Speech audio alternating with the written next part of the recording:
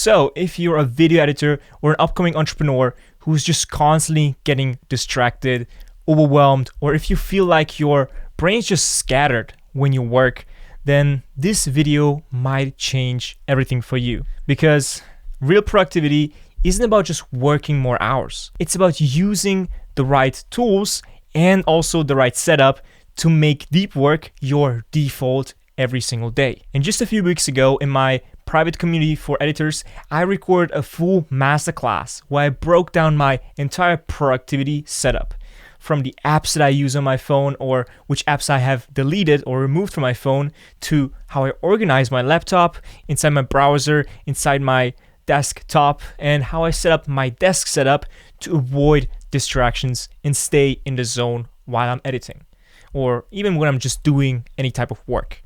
And in this video, I'm giving you that full lesson for free as a gift. So if you are tired of just wasting your time, or you just feel constantly overwhelmed by all your tasks or all the things that you have to get done, or if you're just jumping between 10 different things without actually finishing anything, then this is the video you didn't know you needed to become a productivity machine. Before we jump in, if you're a video editor who wants to go from 0 to 1K, 2K, or 5K per month with editing videos, then click the first link down below and join the Editing Elite. It's super easy to join, and within the community, I give you the full framework that will get you from literally 0 to 5K per month with editing videos. So if that sounds good to you, join the Editing Elite. It's the first thing down below. But with that said, let's get into the lesson. Alright, welcome to this bonus lesson in the Video Editing Elite, and today I'm going to show you and give you a full tour of my setup, my phone, and also my desktop/browser as well. Essentially how I set up my phone, how I set up my desktop and my browser, and also my PC, so I can focus and maximize my productivity. Yeah, just get more done, get my editing done faster, more efficient, and also help me to focus more on my work instead of getting distracted every single minute. And I will show you exactly what apps I use, and also we'll talk about what apps I deleted but I used a lot in the back in the days. I'm going to show you my setup and what I use and how my desktop looks like, and I'm also going to show you how I set up my browser so I can be more efficient in my work, remove the distractions, be more organized, and have also more focus towards my work. So with that being said, let's get into the phone, and I will show you how I have actually set up my phone. So when we open up my phone, this is what you will see. And I know this looks very different, very weird, but still like super interesting as well in some form. But also kind of like, because of the colors are just dark, like black and white, it's also looking a little bit boring in my opinion as well, if I would look at it. And as you see, there is literally anything that you know about a traditional iPhone in that sense has been changed, okay? So the home screen and like everything. And also one thing I want to note is that this is just one screen, okay? I have my kind of like my widgets or my control center here at the left, but it's not really a control center. It's when you have an iPhone, you know, at the left side there is like your maps, your screen time, or the weather, some stuff like that, or your photos. And I've removed that for the video's sake now, so I just don't leak my position or some stuff like that. So yeah, since then I've also left it this way because I don't know, I don't really need having like all these widgets. That's what I noticed at least, so I was just like keeping this and I did not miss it, so we'll just probably keep it this way. The right side is of course the app library, which you can't remove on the iPhone. So yeah, there's a couple of things that we need to talk about before I will get into it. Here at the top, this is a shortcut. There's a shortcut app on the iPhone, and I have set this shortcut up to change my focus modes. So what are focus modes? So if you know about iPhone again, there are like different focus modes that you can create. The most common one that most people probably use is the do not disturb focus mode, okay? I don't use do not disturb. I have actually, for every single thing that I do in my life, I have a different focus mode as well. So for working, I have my deep work focus mode. For sleeping, I have my sleep focus mode, which I turn on when I go to sleep or right before that, or when I'm relaxing, like on Saturdays or some stuff like that. Then I have a car focus mode, which I also don't really use that often, because it's really annoying, because here I can access these four fast, and then if I want to go into car, I have to press like a lot of buttons, which I'm in a car I don't do usually, okay? But when I go here, there is also a page set up for my car apps that I use the most, which we will talk about in a second. But I have a focus mode for learning, so these are like showing apps that I use most for learning or help me learning. And I have a focus mode for fitness, but we'll go into detail in a second. But there's also then like no focus mode at all. But yeah, the no focus mode I don't really use. I'm always in one of those 4 focus modes that you see here, like deep work, learning, fitness, or sleep. Mostly it's deep work and sleep. For fitness, I actually go downstairs. I have my iPad set up and download the workout app that you see here on my iPad. So when I go downstairs, I can just open my iPad up and I can just work out like a couple minutes, like it's just like 5 or 10 minutes. Working out is really good, and if, I feel amazing after working out. Okay, then for learning, I also don't really use that because as you see, there's the Bible, books, and ChatGPT and the Kindle, whatever. And I don't really use this to read, so I use my Kindle to read. I bought a Kindle that I use now for 99% of my readings. And yeah, so this learning tab is essentially just kind of like went down, so I could replace this with my car focus mode if I want to. But with that said, if you want me to create a tutorial on how you can set up your phone like this, so you have this shortcut here and you can just change the focus modes and show different apps with that, yeah, just let me know, because this is super easy actually to set up. If I could do it, you can definitely do it too as well. So I can just recommend to using these focus modes, but it's not really necessary in order to have less distractions on your phone. It really comes down to what apps you actually have on your phone and what barriers you set up in order to enter those apps, which we'll talk about in a second. But first of all, let's break down the different focus modes, because these are my different pages, and if you go into learning whatever, then you will see that there's only just one page and just a couple apps showing. And if I really want to access my apps, by the way, I just go into app library, or I just swipe down and type in like Chrome or some stuff like that. But right now, if you want to open up Chrome, you see there is this little screen time icon, which means that my Chrome is actually blocked, okay? Which we'll talk about in a second. I have an app dedicated to blocking my apps so I can just focus better. But I will show that in a second. So first of all, let's break down my deep work page on my phone, okay? So again, this is one page, and what I have here is my shortcuts, of course, so I can switch between the shortcuts. I have my shortcuts in every single focus mode, so I can just switch between them very seamlessly, okay? And I have my reminders. So this is a widget that I added, so I have always, when I need something, written out, and if I open up my phone, for example, I want to buy something in the city, like I want to get something specific, like, for example, a rug, okay?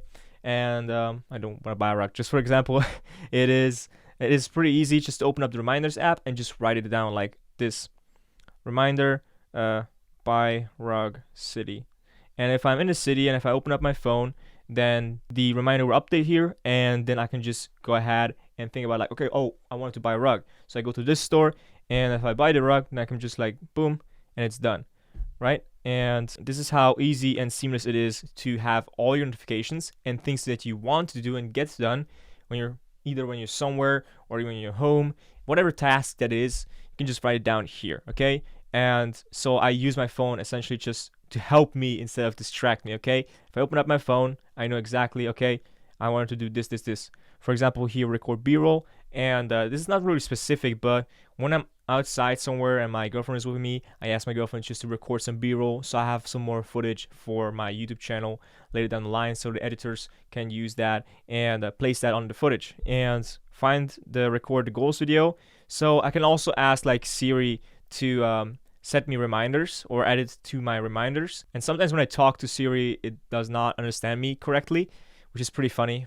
And with a $1 trillion company, cannot create a great voice assistant, which is pretty funny. But yeah, the reminder here just says record the goals video. And what this means is I wanted to create a video about how I set up my goals for this year. Even though we're 3 months in, it does not matter. We just want to set really good goals, so it's actually hard to not achieve your goals than to achieve them. Does it make sense?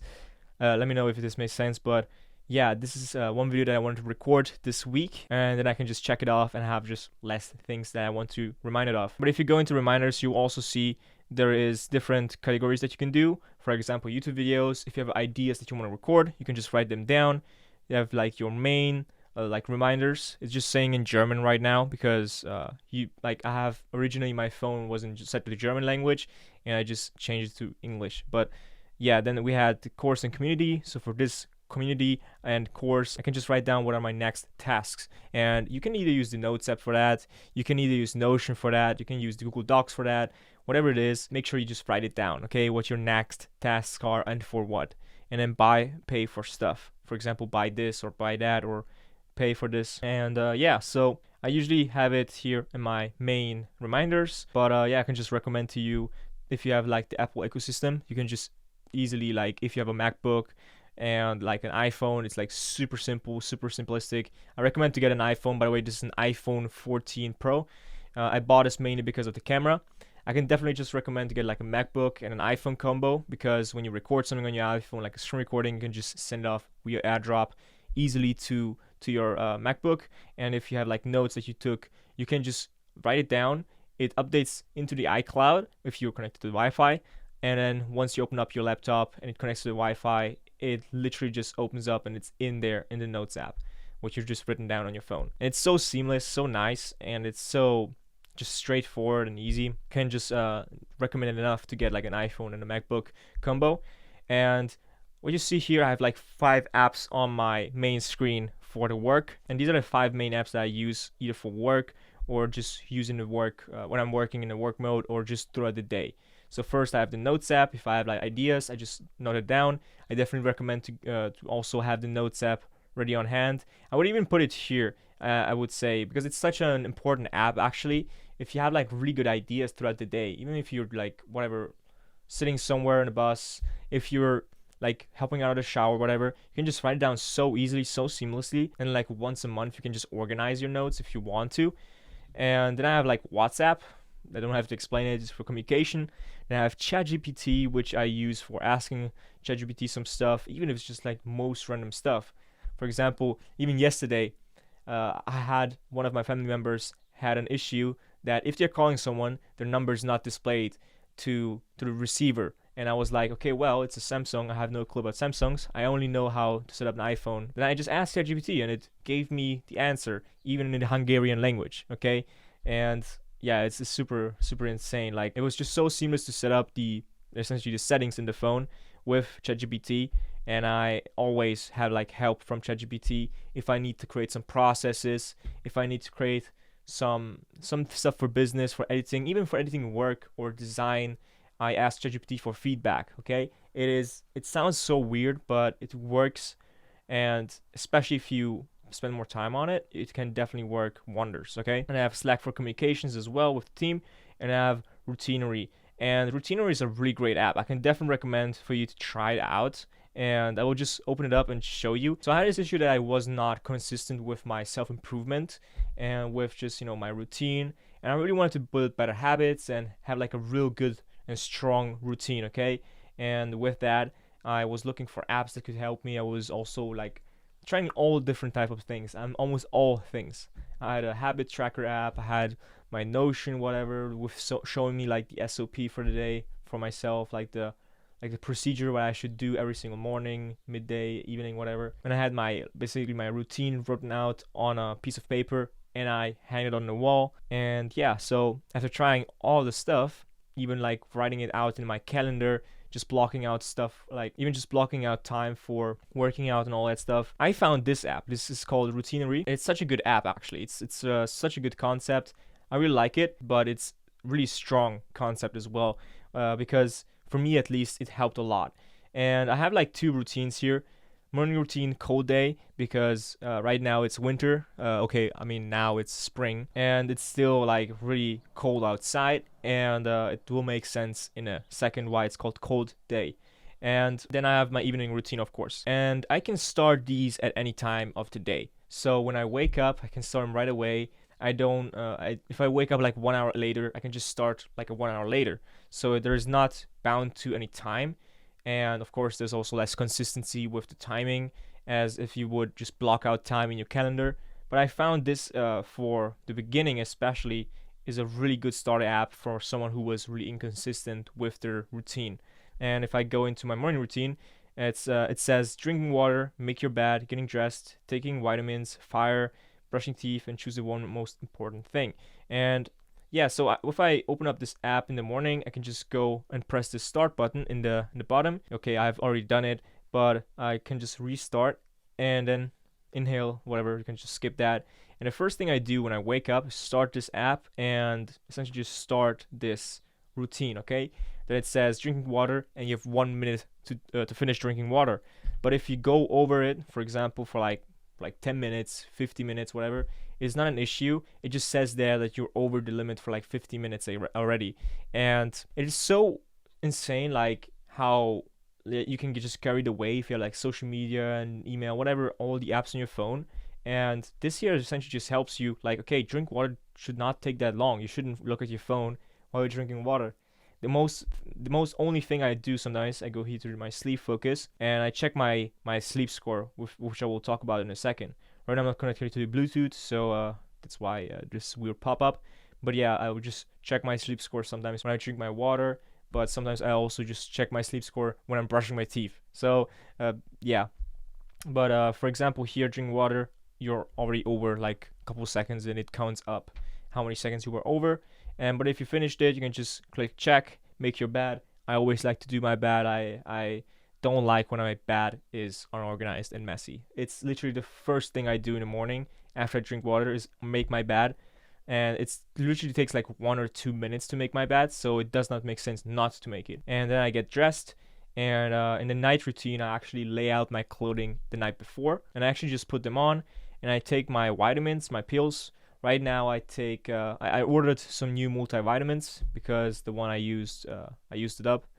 Then I also sometimes do vitamin D, and then some omega oil as well. So omega-3 oil probably. And I also drink my electrolytes as well. I make myself electrolyte drink like in this bottle, and yeah, it's like a liter of electrolytes almost. And I really like electrolytes because it hydrates me on a better level than water does, and I just drink it while I'm working in the morning. Okay, so I'm hydrating myself a lot. I drink a lot of water. I think like at least 2, but mostly it's more like 4 liters of water per day. Okay, and then once I take my vitamins, I go out and I put some fire on the fence. So we heat up this house with actual fire, so with wood, and it's kind of like a tedious work, but I really like it sometimes to cut up wood. It's just really just getting outside is more tedious than actually doing the work and putting on the fire. It's also a little bit smoky, so it's a little bit annoying in the morning. But I guess it is what it is. I really like it because then the house is super warm, and sometimes even that warm that I have to open up like 2 windows so I create some air and some wind throughout the house because it's like super warm inside. And yeah, so heat up the house. It usually takes like 25 minutes, but it says 15 minutes. It is not an issue again if you go over the time limit. It is actually just here to help you to focus on this one task. And just when you got this one task done, then you can just go on and work on the next task. Like for my example, next task is brushing my teeth. Once I'm done with that, I have not set it up, but I'm actually working out like 5 or 10 minutes, quick workout in, because I want to build my habits. Of course, I don't want it's not to, the goal is not to get jacked with the 5 or 10 minute workouts. It's really just to get into the habit of working out every single day, at least 6 times per week, or like at least 3 times per week. Okay, once I'm done with the workout, is that choose the one most important thing. And this could be either eating, it could be also when I have to go somewhere, driving somewhere right after this routine, or work on my most important task. And with that, I also want to show you real quick. I will show it when we're in the setup tour in my desktop tour. But yeah, I'm actually writing down my whole day, actually planning it out. Now I do this usually in the evening. This is the first task that I do in the routine, is I write down essentially the timing. Like essentially I just write down, okay, I will wake up at this time, and then I will start my routine, I will feed my dog, and then I also write down all my tasks, and I just place the task based on like whatever I want to tackle the first. I just place them on into my calendar. But if there is some task that just pops up out of nowhere, and I need to take care of that. For example, recording this video was a task that I did not expect to have this morning, but then I'm just gonna like replace that. Okay, so I'm not that like strict. It's really flexible with whatever I throw into my calendar for the day, and it's also flexible with the timing as well. If it takes a little bit more time, that's cool. It's just really that I tried my best to get all these tasks done in that day. And yeah, just choose the one most important thing and just start working on that. And then it's of course done. It shows you of course how long it took in this session. It of course took like 5 minutes, but it usually takes like 1 hour to finish this routine. And I have my evening routine, which is check your schedule for tomorrow. This is where I write everything down, like my task, and just schedule myself into the day. And then prepare your clothes for tomorrow. And then I have prepare your clothes for tomorrow. I just lay out my clothes for the next day, and I get dressed into my sleeping clothes, and I brush my teeth. I put things away. This also means I just prepare this into next to my electrolytes, next to my vitamins. It's all laid out there, so I don't have to search for it. I don't have to like open up 3 different cabins. I can just go in and then boom boom make my electrolytes, go make the fire, and then come back, grab it, brush my teeth, whatever, work out, and then just go upstairs, boom, work. That's it. And I don't have to really just think about it too much. It's all in the same place, and it's all like very near to each other. And then also, of course, putting things away means I just organize all my space here, organize my desk, whatever it is, and I put everything away that I should putting it away. So I organize everything. So when I wake up in the morning, I can just start working when I'm finishing the routine. And I have shut down electronics. So pretty funny. If I swipe to the left here, you will see bedroom/setup. I can just click that button and it turns off essentially like my whole setup is turning off. Like no lights are inside. I sleep in a complete dark room. I have like a little bit of lighting behind me as well. I also turn that off. And yeah, essentially everything is turned off, so it's pitch dark in this room, so I can just sleep better. Okay, so this is my routine app. I can definitely recommend Routinery. And by the way, this is my dog. It's my profile picture, and you can definitely add me if you want to, or just write me on Instagram, and we'll just add each other. If you have this app and you want to add me or try it out, feel free. And yeah, so contact me, whatever, Twitter, Instagram, or in this community. And yeah, so this is my deep work tab. This is where I get most of my work done, where I'm outside in the city. This is essentially the focus mode that I'm in. And yeah, then I have my learning tab. Not too much to talk about it because I don't really use this tab as often as I did in the beginning. There's the Bible app.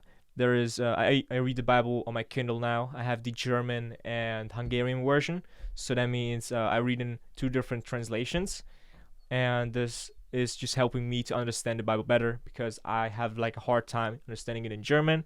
And yeah, I have actually the Bible like up there. Like I have like 4 or 5 different like Bibles up there, but I tend to go to my Kindle because I really love how I can just read it in German and it translates into Hungarian, and I can just see both the translations and like get the most out of it and help me to understand the Bible the most. I can definitely recommend it if you have like 2 languages, like English and whatever, Hungarian, or English and Spanish, whatever it is. I can definitely just recommend it to get that. It not only helps you to like learn English or learn whatever language that you're learning, but also gives you some spiritual like growth as well because you're reading the word of God essentially. Okay, and then I have books app here. I don't really read books on my phone. I have like hundreds or 200 books on this app, and I have like probably read like 2 or 3 books on this app. I have like 300. So yeah, but of course all download for free. So I don't really like to use my phone or neither my iPad to read books. I really enjoy reading on the Kindle. I have a Kindle Signature 2021 probably. And funniest story, always when I buy new stuff, like I bought my MacBook, a month later came out the new MacBook, and I bought the Kindle. I think like 2 months later came out the new Kindle as well. And yeah, so I'm not really lucky with that.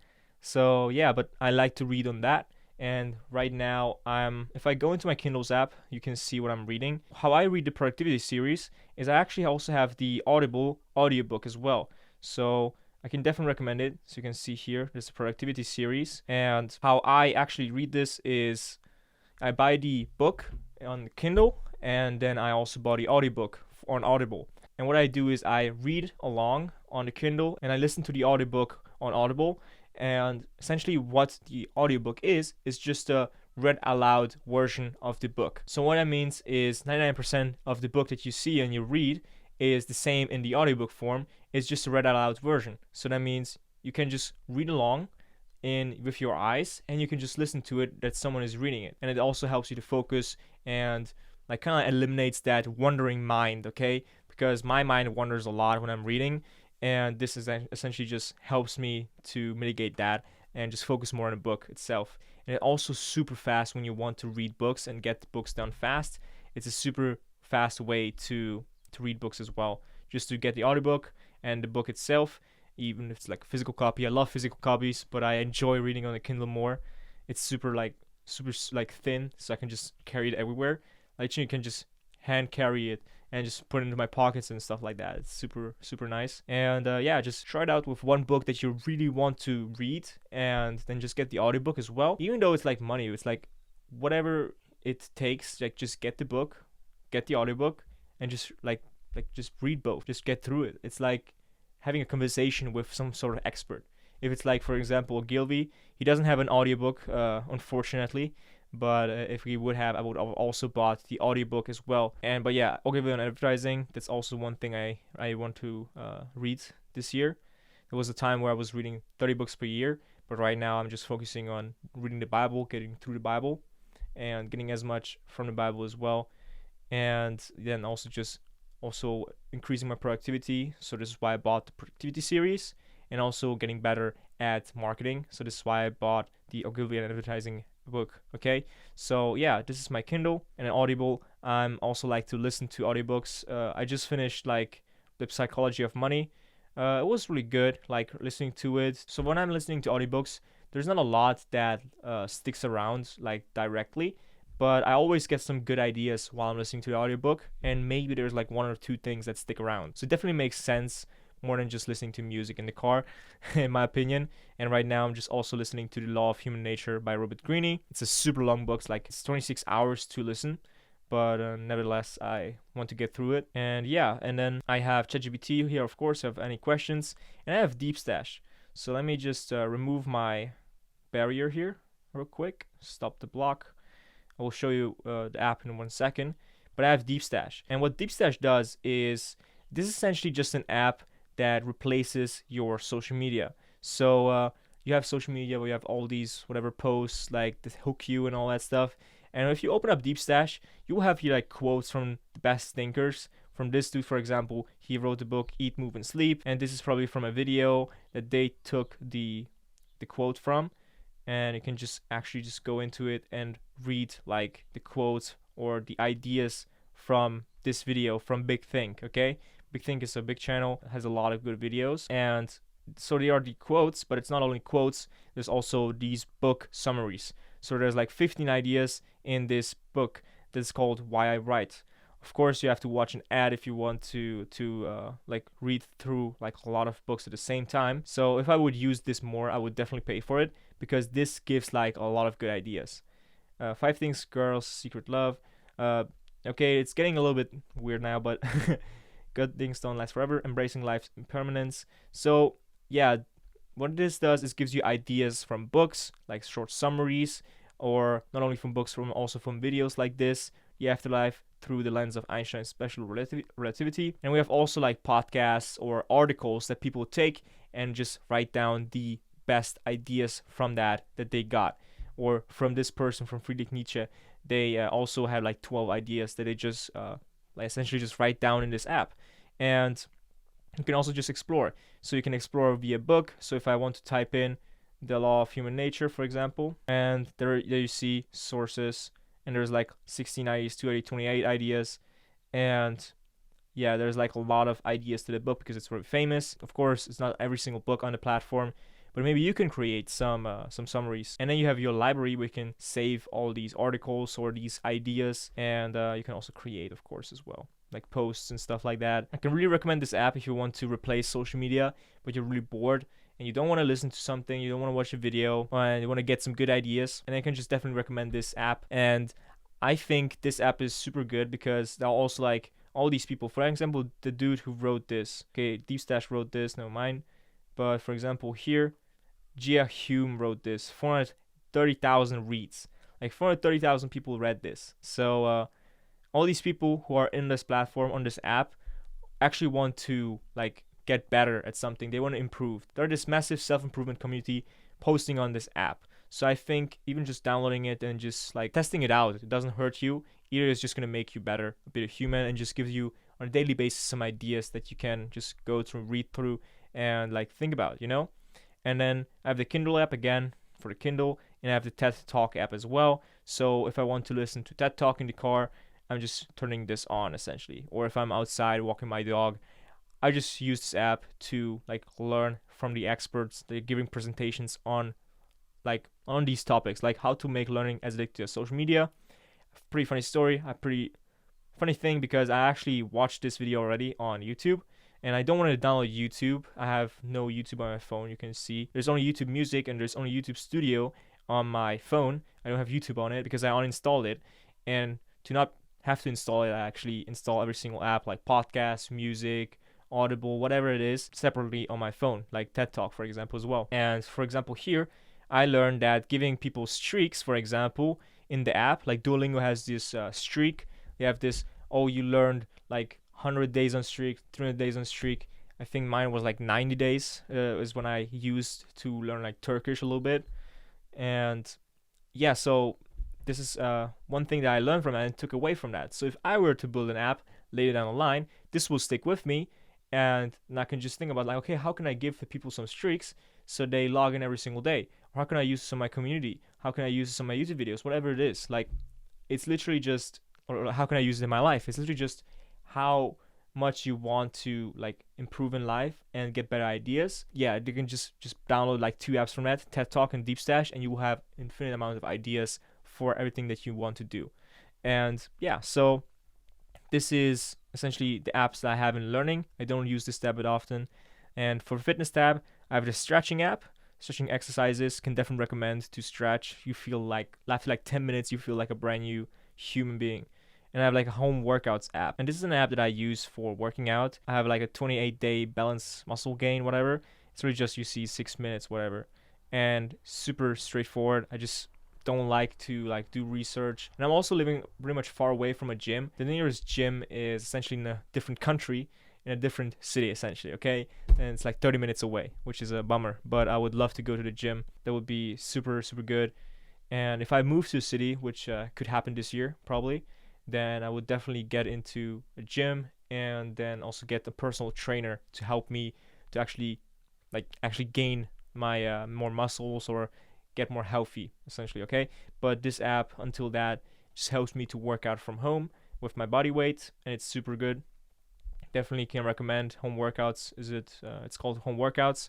And I have my notes app. If I'm working out from my phone, then I have the notes app. I can just write down some notes ASAP. The clock app, if I'm meditating for 10 minutes, whatever. And the last thing is sleep. So here I have 3 apps again. I had a lot more apps, like the Bible app, I had the books app, I had the clock app, whatever, like the timer app. Then I had something else as well. But I noticed one thing is I actually don't really use those 4 apps. So I had removed those actually like a couple of days ago, and I don't really miss them. So I don't use the books app on my phone because I read on my Kindle. I don't use the Bible app on my phone because I, again, read the Bible on my Kindle. I'm just gonna remove all those things from the home screen like that I don't really use. So for example, the 3 apps that I do use is, for example, one, my Aura app, and if I go turn on my Bluetooth, it will update my what is going on today with my body. And you can also see my sleep score. It gives a good readiness score as well, like strive for balance, and it gives me some advice that I should do today. I don't really read that, but yeah. Then I have my sleep score. It's like 72, and I aim to have like over 70 the past couple days. I think here I had like 50, but besides that, I had like over 70 score for 11 days straight, which is super cool, because I try to build a better habit to go to sleep in a better timing. And yes, you see, I don't want to have these 4-hour sleeps, 6-hour sleeps, whatever. It's like I want to get as much sleep as possible, and a really good sleep as well. Yeah, this is my sleep score essentially. It gives also like an activity score, like how much activity you had the past couple days, like, or today, and what is the goal for hitting your activity goal per day. But yeah, I really just use it to get more data on my sleep, and also just to see if I'm on the right track. And to see this like 70 sleep score for 10 days straight or 11 days straight at this point, it's a really good sign that I'm on a really good streak, and I'm gonna slowly but surely fix my sleep. You can of course do it from one day to another, but how consistent will you be after that as well? So yeah, I would love to have like an 80 score, an optimal score for a long period of time, which I will be also aiming for to do. With that said, this is my Aura ring. It is an Aura ring. This is the thing that tracks it. I'm not sure if you have ever seen this, but yeah, it costs like pretty much like $300, so it's not really cheap in that sense. But if you actually want to live a more healthier lifestyle and get more data on your sleep, which is one of the most important things to do, if you want to recover well from your work or from working out, then having good sleep is definitely clutch. I know I'm working better when I have a really good sleep. For example, for the past couple of days, I had like really good sleep and I got a lot done. So there's a correlation, I think. It is undeniable. Okay, and yeah, $300 for this ring, but I can definitely recommend it. And I have my Routinery app. We already broke this down. And I have my Sleep Town app. So this is a pretty funny concept because this actually gives you a reward for going to bed early and hitting the mark essentially with going to the bed. So I set the bedtime goal to 10:30 on this app, and I've set the wake up time goal to 7:10. Now these two timings essentially have a purpose, okay, which I will explain in a second. But in the core concept, what this app does, if you press the sleep button in the middle, as you can see, in time, so up to 2 hours before the bedtime goal, so I can press like 8:30 p.m. I can also press it like at 10:29 p.m. or 10:30 p.m. at point. But if I press it, what it does is it starts constructing a building. So it starts actually like building a building in the phone, in the app essentially. And when I wake up and hit that I woke up, and then I actually receive the building. And now there is like two levels to that. First, you can have the strict mode, which means that when you press sleep mode, you cannot leave the app. And then you have the turned off of strict mode. So the normal mode is that you at least press the sleep button, but you can also still leave the app. So that means you can still like use your phone, like whatever you want to. But it's really up to you if you want to use strict mode, or if you actually don't want to use strict mode and you actually need your phone when you're like in bed. And I think strict mode is pretty cool. So I sometimes use that. But let's say, for example, you wake up in the middle of the night, you hear noise, then you have an issue actually opening up your app and then looking after the noise without, having the issue that you destroy the constructing of the building. And yeah, again, if you use your phone or in the strict mode, like you go off the app, then the construction of the building will stop and you will not receive the building and thus also not receive any coins essentially. So this is essentially just a reward system for not using your phone overnight. Once you wake up, you have like a 10-minute window. So if I wake up at 7 and I have set the wake up time goal here in the app as 7, that means I have like 10 minutes to actually press that I woke up in the app. But let's say, for example, I do forget that, then yeah, you don't get the building essentially, because then you didn't hit the mark and you actually did not press the wake up button. Okay, and yeah, this is just a little fun app that I wanted to try out to build my own little town here. So yeah, this is it. I just wanted to try it out. It's like $1, some stuff like that. But yeah, if you want to actually add me as well, just let me know. We can have like a town together, I guess. I'm not sure. Sounds super weird. I just wanted to try it out if there's any app that helps me to go to bed early and not use my phone, because I always have this FOMO. Okay, I want to use my phone. I want to watch a series. I want to do this. I want to do that. And it's like, again, already like 10:30. So I should be already like in bed and trying to sleep. Okay. So yeah. And I just want to build the habit of not using my phone after certain points and a certain time of the day, and just turn it off or like whatever, not use it at all. So yeah, I just want to use this app so I can finally stop using my phone and build a habit of not using my phone after a certain time of the day, and just have a better sleep score, better sleep in general, and also better timing into going to bed, and remove this FOMO feeling as well. And the next thing is also like these 3 apps at the bottom you will see in this little dock here. First is my phone app, which is just for calling. You all should know it. And I have my Audible, which I can just quick access if I'm in the car and just listen to audiobooks, or when I'm on the go, or when I do something in the morning, like my routine, and I have my podcast right next to it essentially. I saw people have like Spotify at the bottom, and yeah, I was just like, nah, let me not like put music into the bottom, because then I'm get tempted in the morning to listen to music, and when I listen to these like hip hop songs, whatever, it's like pretty cool throughout the day when I'm driving, whatever. But in the morning, having these instrumentals, and it's really does something to your brain. I really don't want to have this habit of listening to music with instrumentals in the morning, but rather just have the music come maybe later in the day, okay? So I work out to listen to a podcast, and when I'm driving, I listen to music or some audiobooks, some podcasts, whatever it is. I don't really go too hard on myself because, again, I want to just build the habit. And if I like it more, if I want to listen to music more, I just do it. Yeah, but I just really don't want to have this habit of in the morning, like before 12, just listening to these hip hop songs with this weird instrumentals, not instrumentals, pardon me. I really don't want to listen to these hip hop songs or whatever with this weird lyrics. I really like the instrumentals though, but like or the beat itself, but the lyrics of the hip hop songs can be like really like annoying sometimes. It's really just so under the like bottom line. The lyrics are like so trash, but the music can be still good because of the beat, because of the instrumentals, which is insane. So yeah, and then if I go through my apps, you will see that I have not a lot of apps. It looks like a lot. If I go into my learning mode, you will also see that it's colored, but also, by the way, because of the black and white theme, I can actually just adjust it in iOS now with the new updates. So you can have just your home screen black and white. And sometimes I also like to turn on the red mode on my phone as well. So the full phone goes to red if I'm using my phone at the evening or some stuff like that. I can just have not the blue light coming into my eyes, essentially just not interfering with my melatonin production. So I just turn my whole screen red, which you can't see on the screen recording, but you can see here on the camera. Whole screen turns red. I have this essentially just set to my turn on button.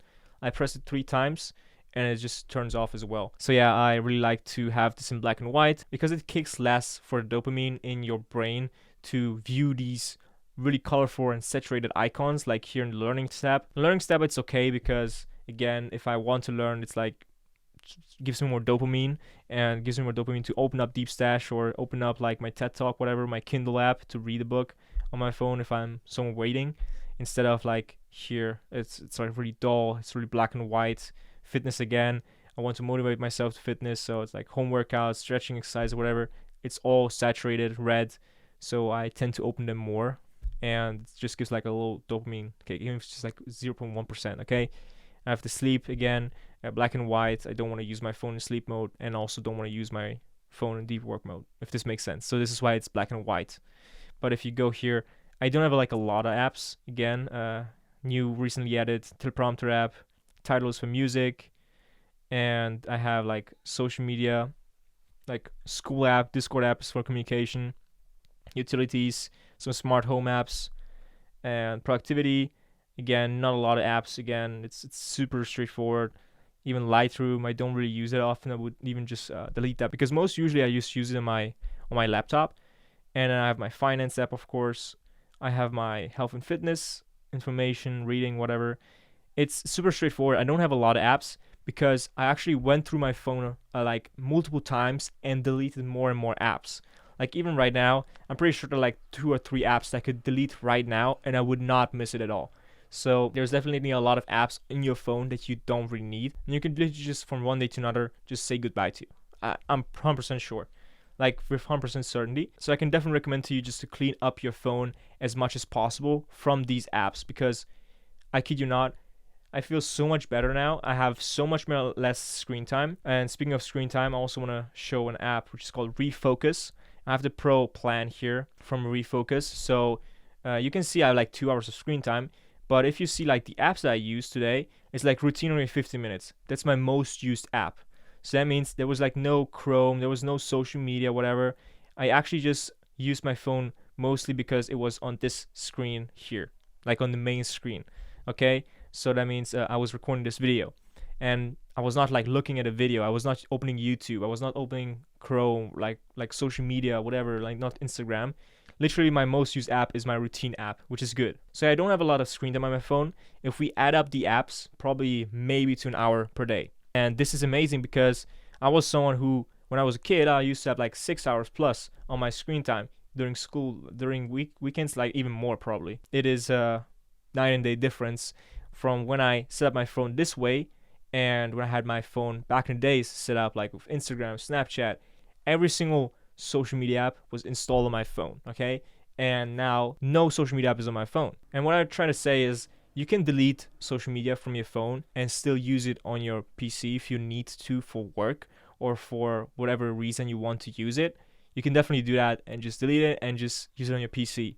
And then once you're done on a PC, you can just log out from the PC. But yeah, the first thing you could do, even if you don't want to delete social media or whatever, the first thing you can do today, if you want to mitigate how much time, of course, you use your phone and social media or whatever it is on your phone, is just log out of the apps or just delete the apps.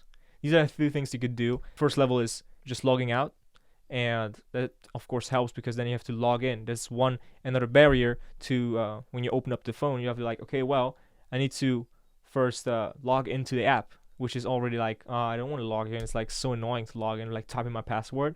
Like even that's better because typing in a password, even it's even harder than having like a password manager that fills out your phone for you. And the next barrier is just deleting it, and then you have to download it every single time, which is again annoying. Okay, and then you have to set it up again. So yeah, I can definitely recommend to delete it and have as least amount of apps on your phone as possible. I mean, if this was not for communication purposes, I probably would not use it at all. Like literally, if this is not for like worst cases or whatever communication, or when I'm gonna go for Google Maps, yeah, Google Maps is probably the most used app this month probably.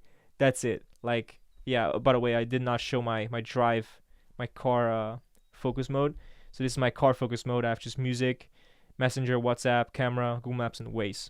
Waze is just an app also for driving. It's like Google Maps. But yeah, in Romania, for example, I use Waze because people just like log in where the police is. So when someone is driving fast, I don't know who would drive fast, but they can just see on the Waze app that there's a police in the next city or whatever, or in the next village that's coming. So they can just pay more attention to the speed limit. And yeah, then we have of course the do not disturb mode as well. But again, this is just for apps. I never ever use the do not disturb mode.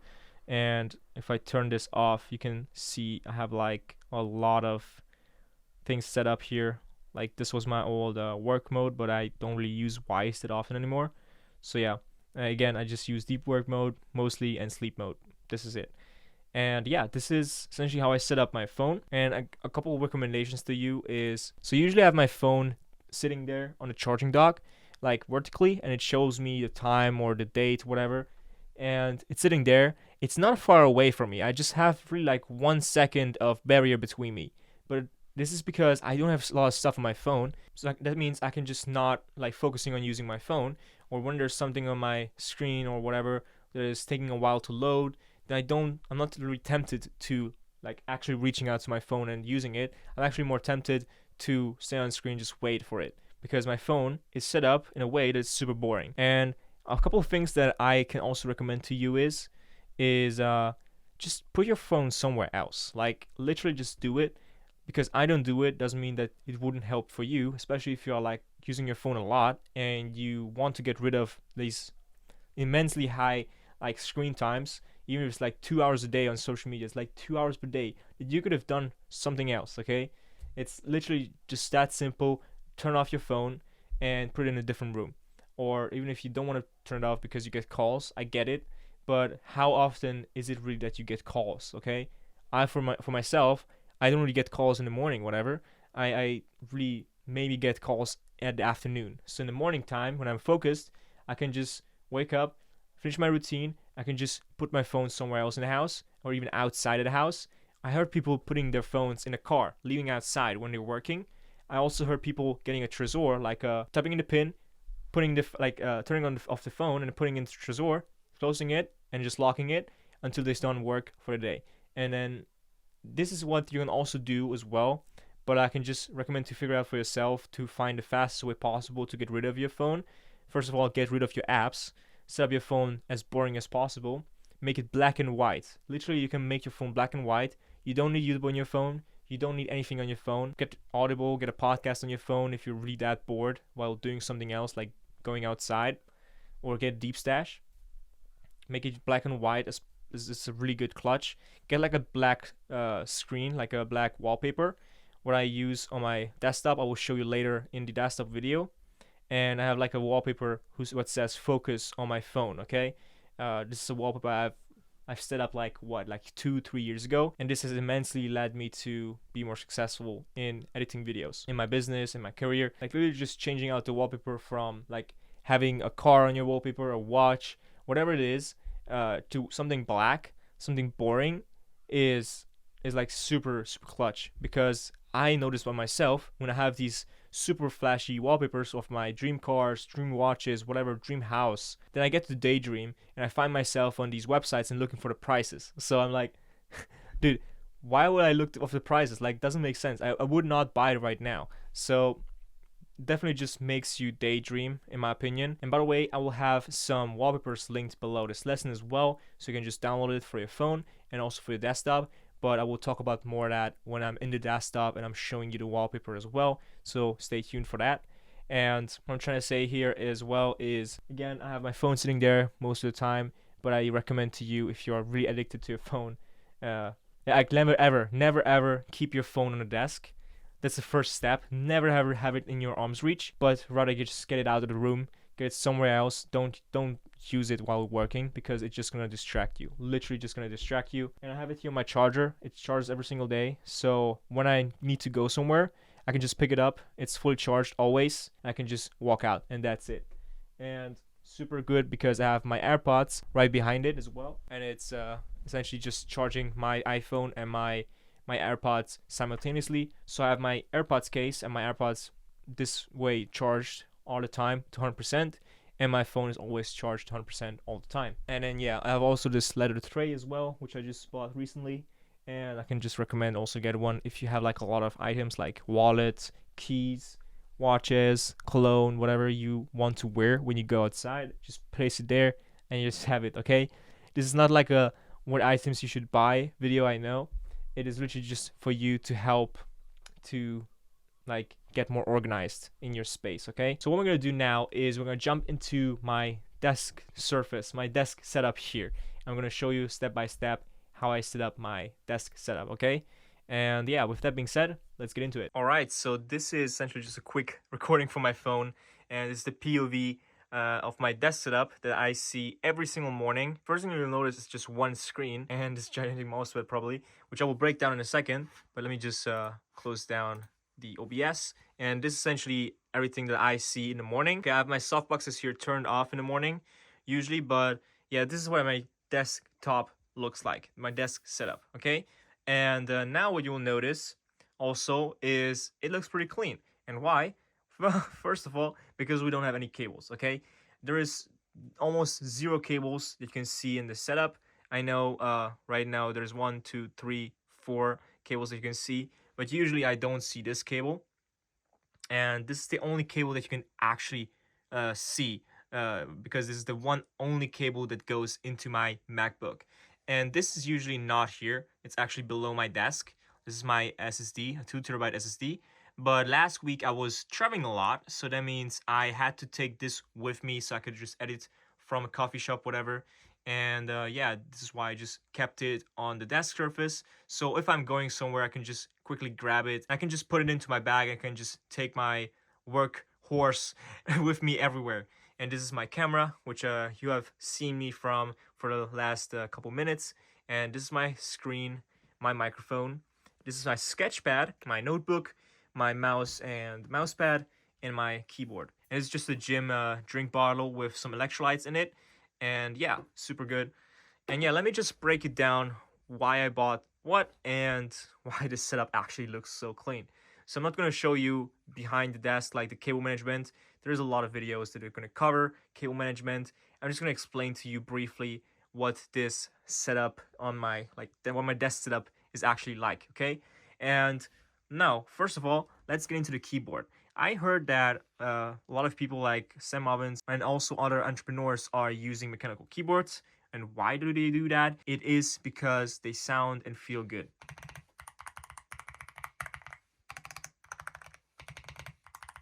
It sounds so amazing to type on this, especially you probably won't like hear this properly.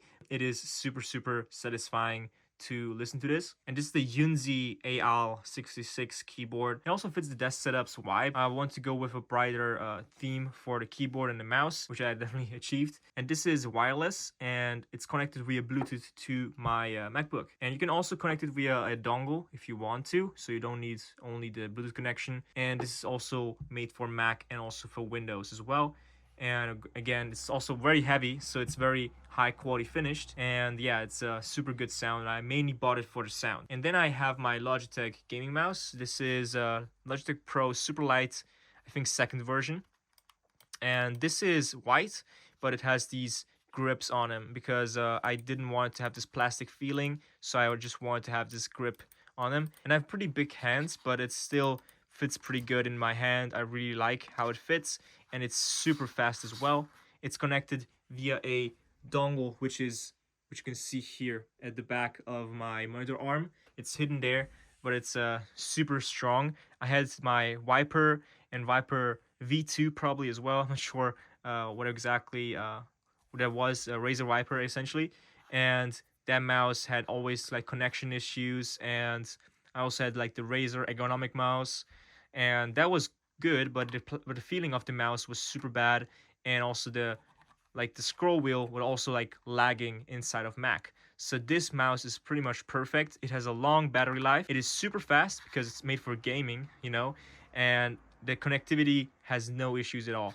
It is super good. I really like it. And on the bottom, I have these black dots here, which are just skates. Okay, I have skates on my mouse, which I bought separately, and because I have like a glass mouse pad.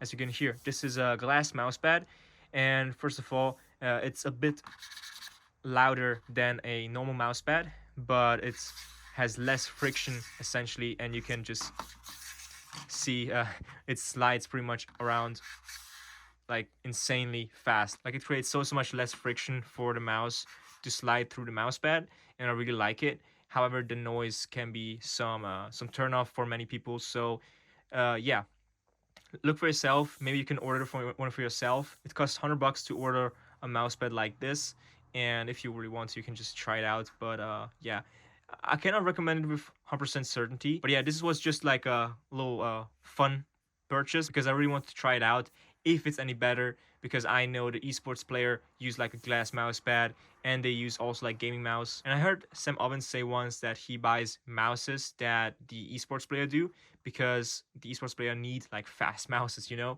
So it doesn't make sense to buy like a Logitech MX Master 3S whatever, or whatever that ergonomic mouse is called, because the mouse is actually slow and it's bulky and it's heavy. It doesn't make sense. Like a game mouse like this, it was made for speed, so I can just edit faster and more efficient than with a bulky mouse, okay? And it's also like, I'm not sure what's about ergonomic mouses. I just really like the form of this as well, because it's super light. It's like what, 60 grams.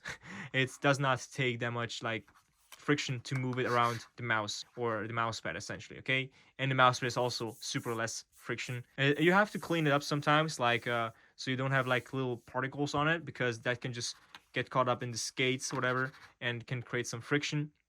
But other than that, it's like just once a week you just swipe through it. In this notebook, I actually just write down my day and my task. So here you can see my task, and here you can see my day. I don't follow it to the T, so I can just be really flexible with this. So if there are any tasks, like recording this video was a new task, I can just really like really much just replace that, okay? For example, 8 a.m. wake up plus routine plus feed my dog, and then I journal, and then I text my editor, and I record a breakdown of a video, whatever. Then I eat, then I do other tasks, then I finish this, and then I go to sleep at this time. So pretty funny. I actually just like finished this notebook. I think this is from like 2 days ago. So yeah, but I really like this green color. I really like green color. And I actually ordered a new one. So maybe it's coming today, or maybe it's coming like this week. I'm pretty hope this this will come in the next couple like days, so I can just start and continue with my streak on building my daily routine. Again, I do it the day before, and I really like writing it out, so I have always my task on hand. I always know what to do at that day. Even if I don't like achieve everything 100%, if I have to change stuff up because something comes in between, it's still super good to have like a guidance or a direction to go to. So I can definitely recommend to write it down and plan out your day if you can. And I have my sketch pad. There's nothing much to say to that. It's really just me sketching out animations on that pad. I have a pen as well for that as well, because sometimes I like to take this notepad with me when I go somewhere. But yeah, here I just sketch out my animations. All right, as I just had a package coming, so I had to really quick just stop the recording. But yeah, this is essentially the sketch pad that I sometimes use. I used it once, so yeah, I'm still thinking about maybe it was a good idea to place this on my desk. I'm really like super cautious about what I have on my desk on a daily basis, and sometimes I don't even keep this on my desk. But since I was like writing out my day, I really like to have this near me, but sometimes I also like just to put it on my shelf there.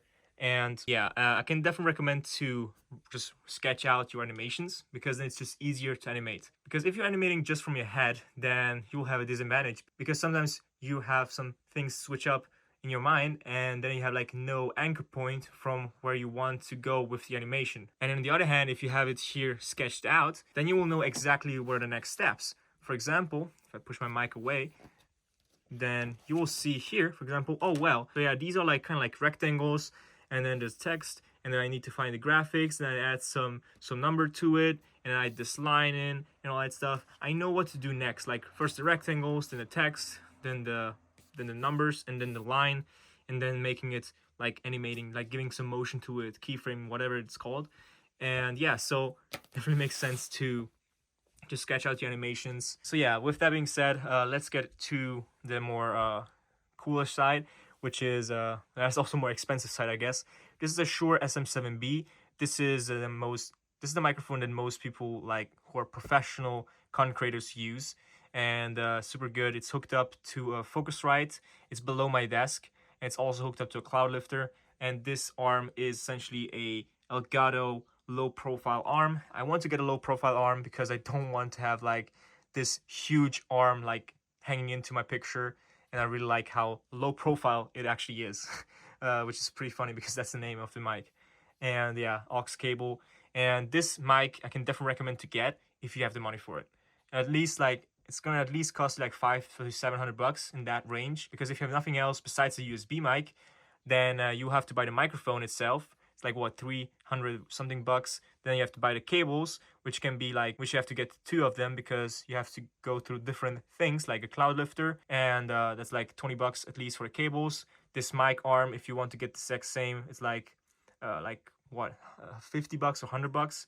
And I can definitely recommend to get a sturdy mic arm. I had one that was really unreliable, unsturdy, and also was really loud and made some weird noises. So this one is a blessing in comparison to that. And yeah, get a really sturdy one. Even if it's like a bigger one, which is not low profile, it's super good to have one, because this mic is heavy, okay?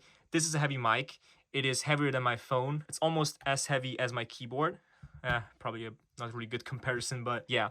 And then you have to get a cloud lifter, which is 100 bucks. Then you have to get an interface, which is like 80 to 100 bucks as well. So it's a lot of money to get a microphone like this. But the audio quality, in the other hand, is insanely good. So there's a lot that you can do with this mic and make it sound super, super good. So almost every client that I worked with had this microphone, and it's a super, super good microphone. I can definitely recommend it. And I have the NZXT monitor here. It's a 240 hertz monitor, but I'm using it at 120 hertz. So yeah, because the USB-C hub that I'm using only gets me 120 hertz. And then I have a monitor light, which I can recommend to you guys to get.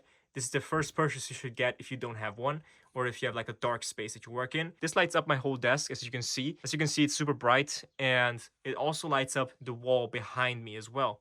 And then I have my monitor arm, which is made for 2 monitors, and it's also made for like big monitors as well. So it's a super sturdy monitor arm. I actually had a super ultra wide monitor at the top before that it was mounted at the top, and I had this little screen at the bottom essentially. But I figured out it was not really ergonomic, and my neck did not like it at all. So I got rid of the ultra wide, and I just got this one monitor setup.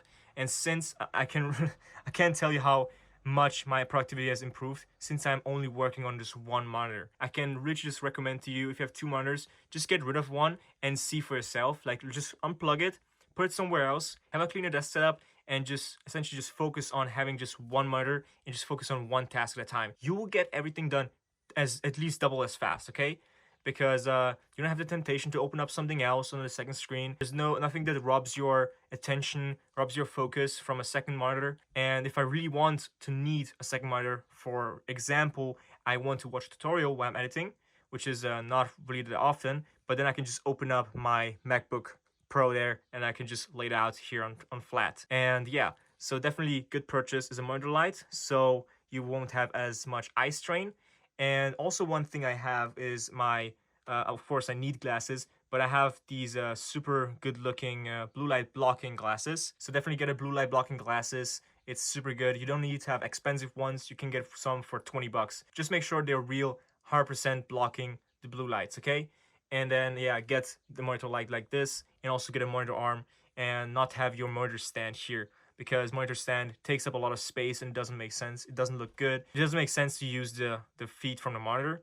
It really just helps to have like a monitor arm and hook it up, because then you can just adjust the height, and then you can also just have like more cleaner space below your monitor as well. And then now we come to the machine here. This is the M2 Max MacBook Pro 16-inch. Yeah, I bought this like 2 years ago, almost, like 1.5 years ago at least. And it's hooked up to just one cable usually. It's this cable which goes into my USB-C hub, and everything is hooked up to my USB-C hub. So I have of course, my mouse, which is hooked up to USB-C hub. My microphone is hooked up to my USB-C hub. My monitor is hooked up to my USB-C hub. This camera hooked up to a cam link, which is hooked up to the USB-C hub.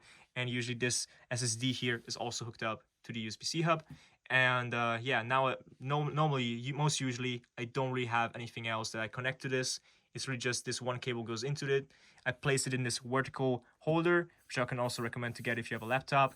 Just get this vertical holder, because then you're not tempted to use it as a second screen, and it also looks way more clean this way, because it frees up so much space. Otherwise, you would have like to lay it on your desk or whatever, or have like a specific mount for it, or like whatever it is. It just like it this way. It just makes more sense as well.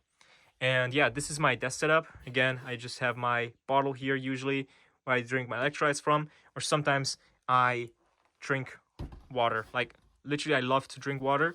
And this is a plastic bottle, but usually I drive to Romania and I get some glass water bottles.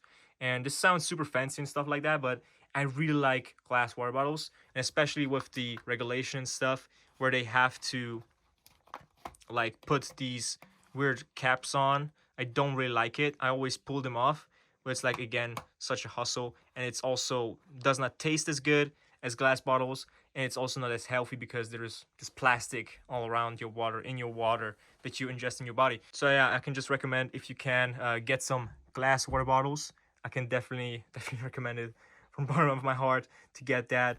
But if not, just get some water and place it as much near you as possible.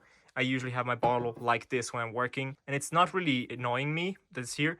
Usually I'm just like, when I'm waiting, even if it's just like 1 second, I just drink water. I'm not using my phone. I'm not like looking at my second screen to do stuff. I just drink water and I just continue, or whatever it is. Or I look outside of the window, which is also a big plus. I have a window on the right side, which is why I don't really like shake my camera to the right side too much. Then I have my ZV-E10 with the Sigma 16mm lens hooked up to my PC as a webcam, and also as my main recording source as well for these modules for my YouTube videos. Now, you see my setup, you see what is worth to get. Oh, by the way, one thing as well. So I have this ergonomic chair, which was like 100 bucks or something.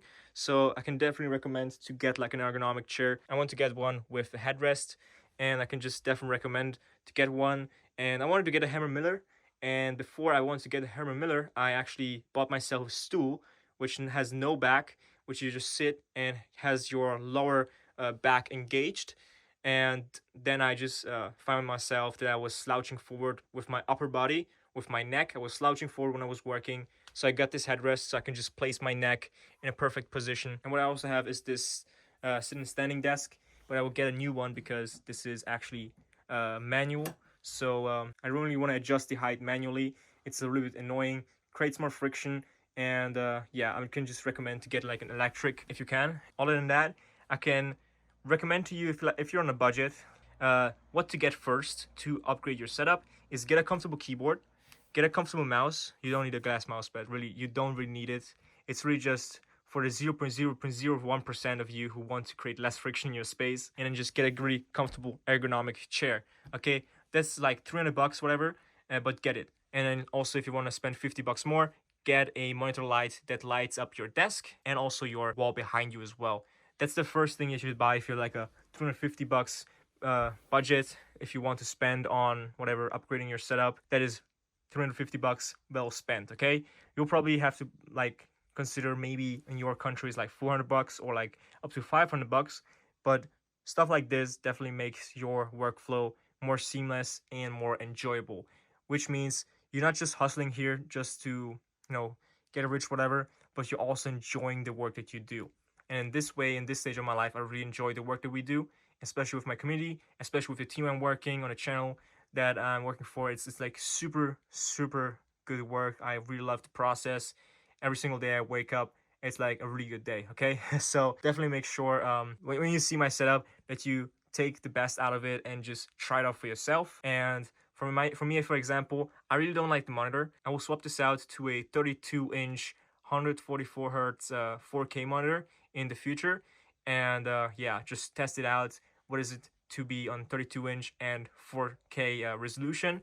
And yeah, I will let you guys know and give you an update if I buy something new that I can definitely recommend. And also, one thing I can recommend is getting a laptop, because sometimes I like to go to the coffee shops, and if I'm at a coffee shop, I can spend like 6 hours straight working on the coffee shop and not stand up, like literally just not stand up for like 6 or 7 hours straight, and feel like the time was gone by in a glimpse. Okay, it feels like just half an hour has gone by. Okay, this is how insanely focused I am at coffee shops, and I like to go to coffee shops and just recommend with a laptop, just go to coffee shops. For some people it doesn't work, for some people it does work as like really good. And yeah, this has been my setup.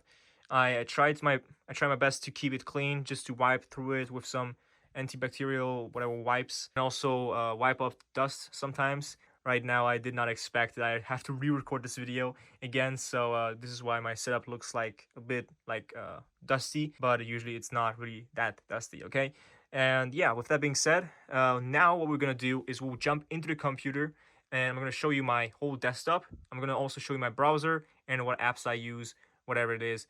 I will show you everything inside my computer right now. I will see you in there. We are in my desktop, and yeah, this is pretty much it. This is what my desktop looks like, what I actually see when I open up my laptop every single day. So let me take you through what I have on my desktop, what I have on my browser, how I actually set up my dock here, or my notifications, and also just to give you a full checklist on what we have talked about in this video so far. So first, what you see here, I have a pretty much just a dark background. This is the first thing that we see here, and this is because I had cars before on my phones or watches or whatever, stuff that I want to own. And when I look at it, I start sometimes to get into daydreaming, and I see myself opening up like these car web shop sites and just see like the prices and see the specs and all that stuff. So I just get carried away and just get into daydreaming. So if you don't have this issue or have like backgrounds like a mountain or something, then it's cool for you. I just made the decision like 2 years ago when I started to take my editing business seriously, to also switch out all my wallpapers. So either on my phone, it has a dark background with saying focus on it. I have it also on my iPad, which I nowadays use only for working out. So I use the iPad for every single workout that I have. I have an app on that, which I paid for on a yearly basis, but I already talked about this. And yeah, and then I have also it on my desktop. And when I lock this desktop, when I open it up, it's the same background, and I don't have anything going on the background that is distracting, but rather just helping me to focus, which is saying focus. Yeah, this is it. And besides that, well, you'll see my dock here, and also a couple of folders. So this is just editing work, and this is editing essentials. In there I have like animate textures, LUTs, animation assets, transitions, sound effects, whatever other sounds, or my gradient backgrounds, whatever it is that I need for editing. And OBS essentially just for recordings that I have done. So this is a video actually that I recorded last week, and I started recording the first half, but I didn't quite like it because the noise in the background was a little bit too loud. I recorded in this office here. It was recorded in a cafe somewhere where it was actually nice looking. And yeah, so this video essentially just takes you and helps you build goals that you can actually achieve in 2025. But I will re-record the whole video, and I will actually also make my own goals for 2025 and post it essentially online as well. And if we reach 2026, then we'll make the same thing for 2026 as well and just check back on 2025. So yeah, this is essentially just a folder for recordings. And then I have the Video Editing Elite, which is just my assets that I need for this community. And I also have YouTube, which is just my YouTube channel, recordings, or any thumbnail ideas, YouTube ideas that I took screenshots of, just go into here. So these are just all my folders. Every single editing work is within these folders, so I don't have anything lying around, any file lying around in this desktop. And I like to just back it up on my SSD if it's something like necessary that I to pull up, like say my temporarily. And then I also like to, if I don't have to pull it up, and again, store it on my backup drive, which we already talked about in the third module actually. So I had a backup drive. If you haven't seen that lesson yet, check out the storage lesson in the community. And yeah, so with that being said, I have the Finders app in my dock. Then I have Google Chrome. If you're not using Google Chrome, you're in a disadvantage. You don't need Opera GX, and please don't use Internet Explorer. Don't get me started, okay? Just use Chrome, because Chrome is set up so you can organize Chrome as efficient as possible for your business, okay? Open it up and get started with whatever you need without getting distracted, without needing like it just has all the extensions that you also need. It doesn't make sense to not use Chrome. And I use Photoshop for thumbnails that I create, and then I have Premiere Pro, of course, and After Effects. And then I have Notion, which is the system that we use and I use to track my projects. I track my like everything income wise, like whatever the business makes. I also track my projects within the Video Editing Elite, or what lessons I have to record. I write my scripts there. And I also have created a full checklist, which we'll cover in a second, about the tech and also the thing for your office essentially as well, that we need to go through in order, just to optimize your office for work. And you can also build an office that you can enjoy being in, if this makes sense. And then I have Slack for communication, and of course the Launchpad, which I don't really use, I don't really need. But yeah, so we have essentially all these apps here in the dock, and then also my bin. And what you will notice here, my bin is empty. And what I can just recommend to you is please, please, please keep your bin empty all the time. Like, even if you have just one thing that you just deleted right now, because if you don't do it, it literally takes up brain storage, okay? And it literally just slows down, even if it's just by 1% or like 0.1%. Why would you just slow down your brain when you can just make this in just 1 second? Like, literally just 1 or 2 seconds maybe that takes to right click and empty the bin, okay? Make sure you don't keep stuff in the bin. Like, it doesn't make sense. It's the same as you would just keep like trash in front of you on the desk, on your physical desk, on your desk surface. So when we open up Chrome, we of course have this funny image of these llamas, which is quite random, I think, because I don't actually like set these wallpapers. This is an extension that is called Momentum that you see here that says good evening and then my name. You can see here it's called Momentum. And what this does is when you open up a new tab, it essentially just shows you this screen instead of the normal Google Chrome screen, okay? And yeah, why is this better? Because the normal Google Chrome screen, like the tab screen where you can type stuff in, that thing is literally just helping you to distract yourself from what you have actually opened up your browser for, which is just working on your goals or working on your business or doing any work. And that's because the Google Chrome browser has these last visited or most visited websites or whatever not, or bookmarks, whatever that you have took a couple like hours earlier or a couple minutes earlier, placed on the new tab. So that means you're tempted with just one click away, just open up the same website. And if it happens to be Instagram or YouTube or whatever, or a video that you just saved, or like YouTube being your most visited website, then you will be tempted to click on that, okay? And what Momentum does is essentially just showing you this very clean screen. It has always a really nice image. Every single day there's a different image, and showing you the time, and also, yeah, you're just greeting you like good evening. And if you want to search something, you can just go up here and then just type in something, if this makes sense. You don't need the actual Google Chrome like starting or browsing page, if this makes sense. And then let's go up to my bookmarks here. So these are my bookmarks, which looks quite funny, but it actually makes sense. So let me take you through this. So I have my most used apps here on Google Chrome bookmarked, because then I can just access them faster.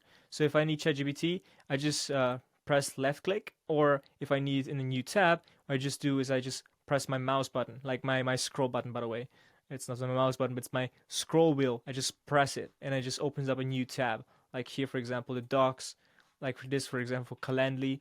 And if I actually need it, then I can just click on the scroll wheel, and I can just open it up right away. And my first website I have actually here bookmarked is this mynoise.net. And what this does is essentially just a website that creates some noise for the background sound. So I don't have to work to complete silence if I don't want to. And again, you want to create an environment where you want to be in when you want to be working. And if you work to complete silence, well, it's cool. You can do that. But if you have like some noise in the background, and you enjoy to working noise, or you also enjoy maybe to working to music, why just not do it, you know? So yeah, there is like a lot of noises. I like to listen to Rain at a Tent when I'm in a coffee shop, binaural 40 hertz beats, but there's also some other presets that you can have here as well. For example, this one. I'm not sure if it's like actually you can actually hear it, but yeah, it's a really cool sound. It's called mynoise.net. It's completely free. You can of course play as well for a membership, and then you receive a lot more sounds. But if you don't want to actually use this website, I can actually recommend to use this website over YouTube, because then you don't have to open YouTube for that. But if you want to use YouTube, then just type in like binaural beats or focused binaural beats, and then just like make a playlist, and then just have it in the background running on a lower volume. Don't make it too loud if it's music or whatever, because then it can distract you. So I can just recommend it to have like a little bit quiet in the background. And then I have Miro. I don't use too often anymore, but I use this for for a couple of my videos. Okay, so this is essentially just a website where you can create these boards or whatever, these presentations. Okay, and then we have Google Drive, where I keep my video files. And I have Calendly, where I can just schedule some appointments with any new prospects, or with any people who I just want to like have a meeting with. Okay, and then I have Loom, which is I'm recording here right now, and this is also where I upload all my lessons in the Videoting Elite as well. So super cool app if you want to reach out to clients. It's also a really good app that I use for giving feedbacks to my editor, and like on a video or whatever document file, whatever it is. I just can just remove a whole meeting and still get the point across, if this makes sense, with Loom. So Loom is super beneficial if you have team members or whatever it is. It's like super beneficial to use this tool. And then we have, of course, frame.io. So this is what I use to actually get feedback on my videos that I edit, and also what I use to give feedback to my editor if we are working on lessons or if we're working on YouTube videos. And if we go to this timestamp, for example, we can see what like essentially comment I got and what I should change here. You can also draw on it, so you can make it a little bit easier to understand. So yeah, and then we have ChatGPT. I just like to use ChatGPT for every single thing that I need some ideas on, or I need some guidance on. So yeah, I don't have to explain what ChatGPT is. I just like to have it here if I need it fast on my bookmark, so I can just click on it. And then we have Google Docs. I don't think I have to explain that. If I need to open up a new document, I just go here and open up a new document, and I can just work on that. And I have also my school community, which is the Videoting Elite, so I can just fast access it if I want to. If I want to go into the community to answer some questions or to upload essentially a new lesson as well. And then we have the list folder, which I open up. You can just see there are a bunch of more folders into it, and this is just also for organization purposes. So if there's a product that I want to save, then I just save it here at products. For example, for products that I want to buy, and camera equipments that I want to buy, then some research on other topics that I have interest in. And then we have useless for example, like movies or series that I want to watch. I just save the bookmarks here so I can just access them faster. And then test is just a couple apps that I want to test. Books, and these are just books that I want to read or I heard that had a lot of impact, so I just save them here. And then courses, These are essentially just courses that I want to purchase in the future further down the line, so I can just learn about some topics more. It can be just sleep courses, it can be editing courses, whatever it is. They're just saved here, so I don't lose them again, because you quite frankly don't want to miss those things, but you also don't want to have everything bookmarked up here. I was that kind of dude who had like hundreds of bookmarks here on the top here, and it's not good. Okay, not good. And you want to stay organized, so this is why I just created. Took a little bit of time to organize this, but it definitely made sense. And I also removed every single thing that I bookmarked that I really don't need. Okay, I had like, I kid you not, like hundreds, if not thousands, of bookmarks, like gained over the past couple of years. And yeah, just if you can just do it, just or one like on Sunday or whatever, just sit down, open up your browser, and just completely clean it out, cleanse it out. And then we have editing. This is the next folder, and within that I have also a couple more folders. I have editing inspo for editing inspiration, of course. It's a website or whatever I see. And then we have resources for essentially just resources that I need for editing, and the business side of editing. And then we have graphics. These are just a couple websites where I can just take graphics from my editing. Learning, these can be also just courses or things that I want to learn about. Could be also some videos saved here, but I'm not sure. And then school community is essentially just a couple of competitors in my school, in the school space or community space essentially, that I analyzed a little bit more and saw like, okay, what are they lacking? And so I can actually just bring it out in my community and help editors to schedule just 1, 2, or 5K per month. Okay. And the last one is key.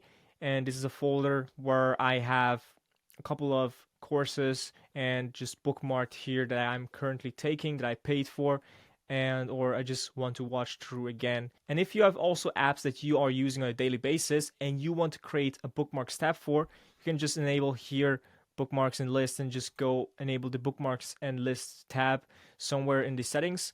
And it's super easy, super straightforward. And say, for example, we want to bookmark a website that we're using on a daily basis that we want to access fast. Let's say, for example, it's freepick.com. And what we're going to do is we just bookmark it first, and we just bookmark it at bookmarks bar. And what you can see here, it just popped up here. And now we don't want to have the full name, freepick, create great designs. We don't want to have any name, okay? But if you want to have like freepick or FP or whatever it is, but for example, if you know the logo already, you won't have any issues finding it, okay? And then you can just remove the name, and you will see there is this little icon here from the website, and you can now just drag it where you want to have it. And then if you close it up and just click on it, you can always, when you open up your browser, just fast access this tool.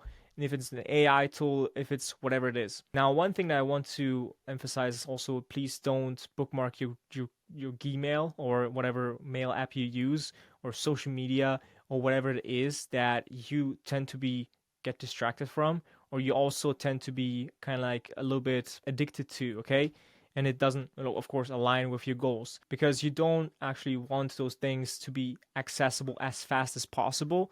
So for example, again, this is why I have removed the original Google Chrome starting page or launch space or whatever new tab space, because I didn't want to have me distracting from what I have to do here in Google Chrome, because this is why I have Google Chrome open. I want to work on something, or I have one task that I want to get done, so I don't want to get distracted by all these options I want to click around that doesn't serve me well with my goal. And these things up here, these are things that actually help me to get to my goal or achieve my goal, to get my task done. Also, speaking of distractions, what you can also see here is if I open up YouTube, for example, this is what I see every single time I open YouTube. And this is because I have a couple of extensions installed right now that help me to remove my distracting websites, okay?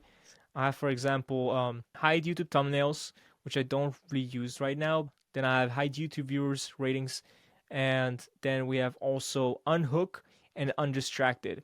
Right now, the two mains are undistracted and unhook, and also newsfeed eradicator. These are like my most used like extensions for YouTube.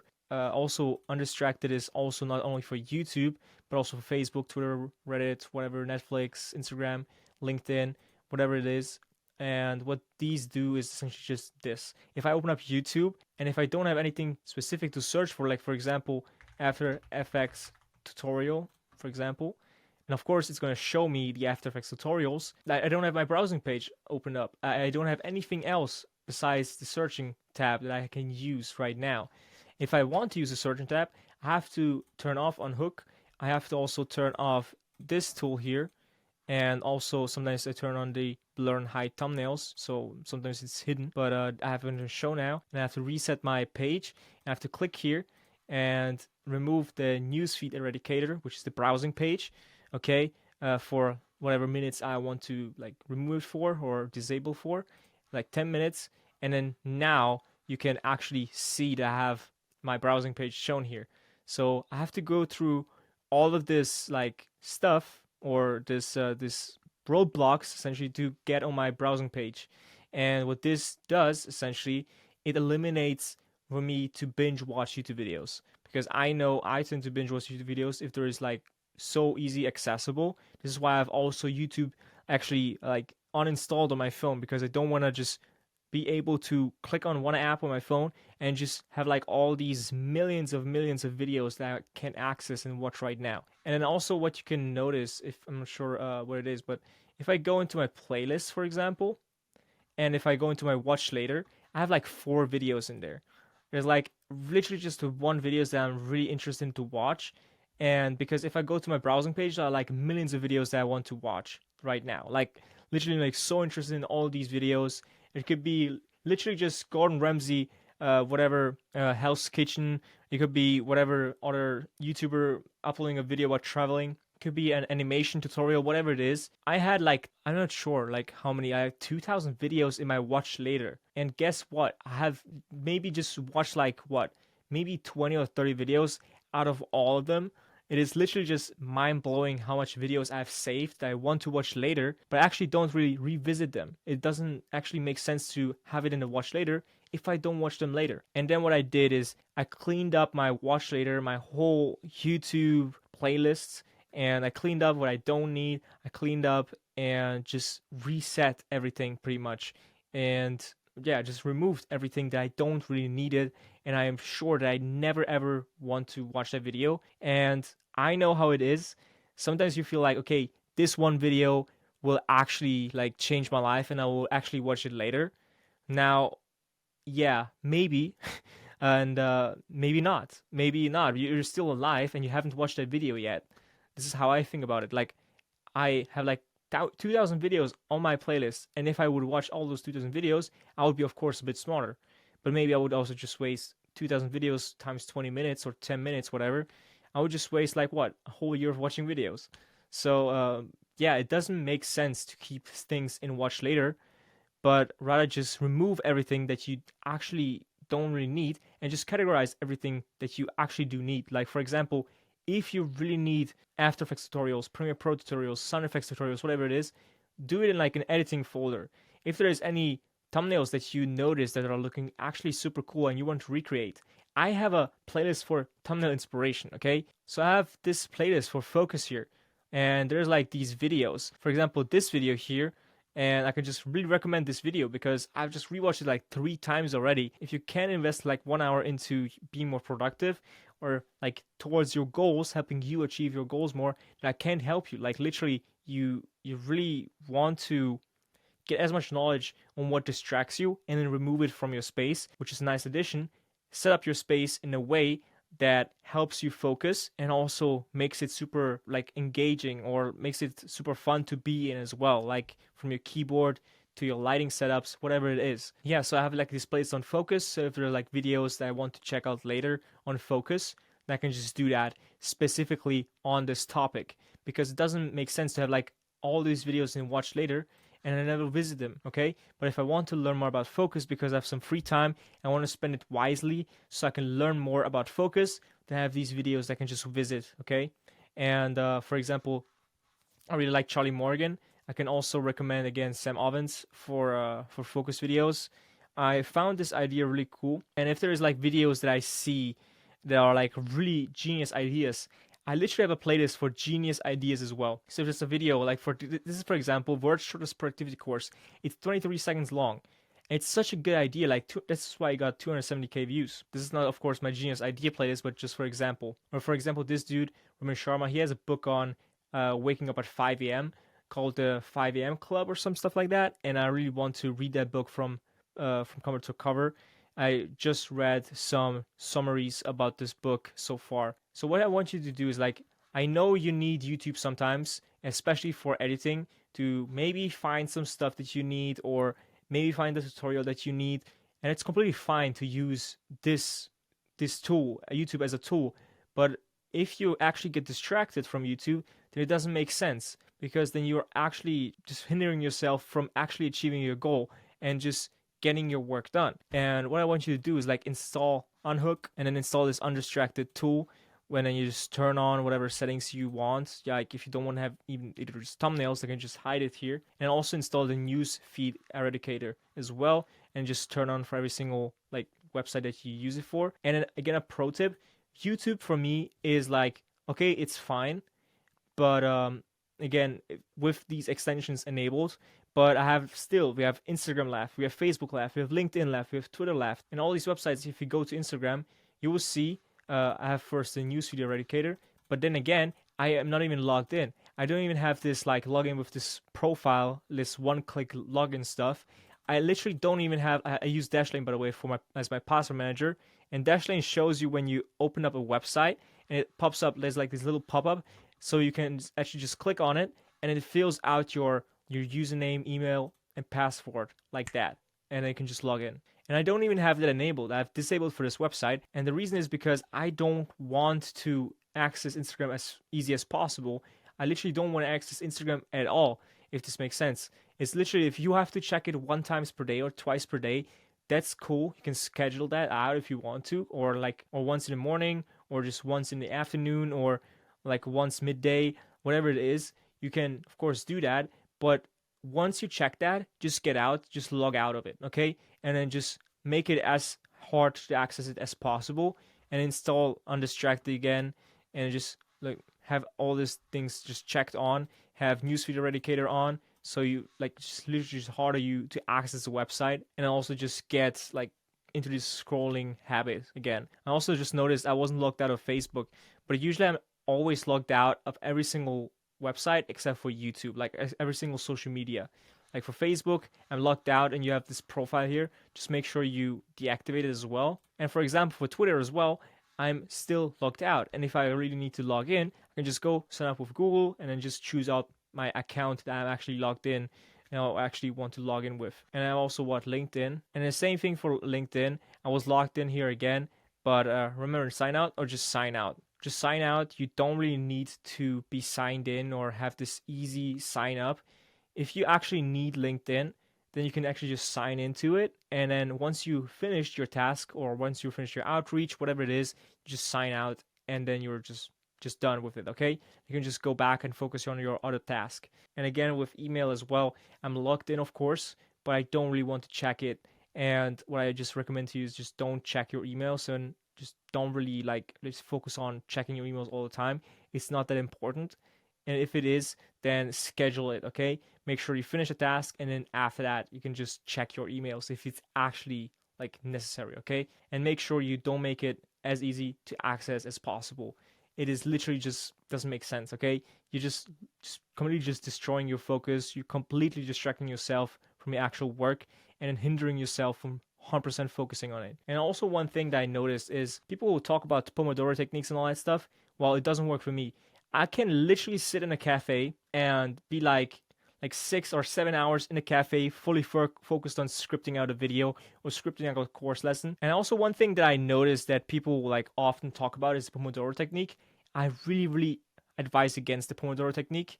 You can literally just train and focus for more than just 45 minutes or whatever it is, 45, 15 minutes break, whatever, or 55 minutes and 5-minute break. You don't want to take breaks all the time. And it doesn't make actually sense. It's literally just, you're just interrupting your focus for 5 minutes without any reason. And then you're just training to be like this, I need the Pomodoro technique because I have these focus blocks, but this doesn't make actually sense. What I tend to see myself is I can literally just go to a cafe, like have my goals written down, like literally my tasks, my goals written down for this, for when I'm in the cafe. I can literally go to the cafe, sit down for 6 to 7 hours straight. I can even like work harder and more focused than the baristas who get paid to be there. Okay, and I'm just typing on my laptop in this weird position, whatever. I can just sit there for 6 hours, and it would feel like sitting there for 1 hour, okay? Because I'm so focused on this task. I can script like a video for like 6 hours straight, or script a lesson for 6 hours straight, and sit there and, not having to like move around or not having to stay up, whatever.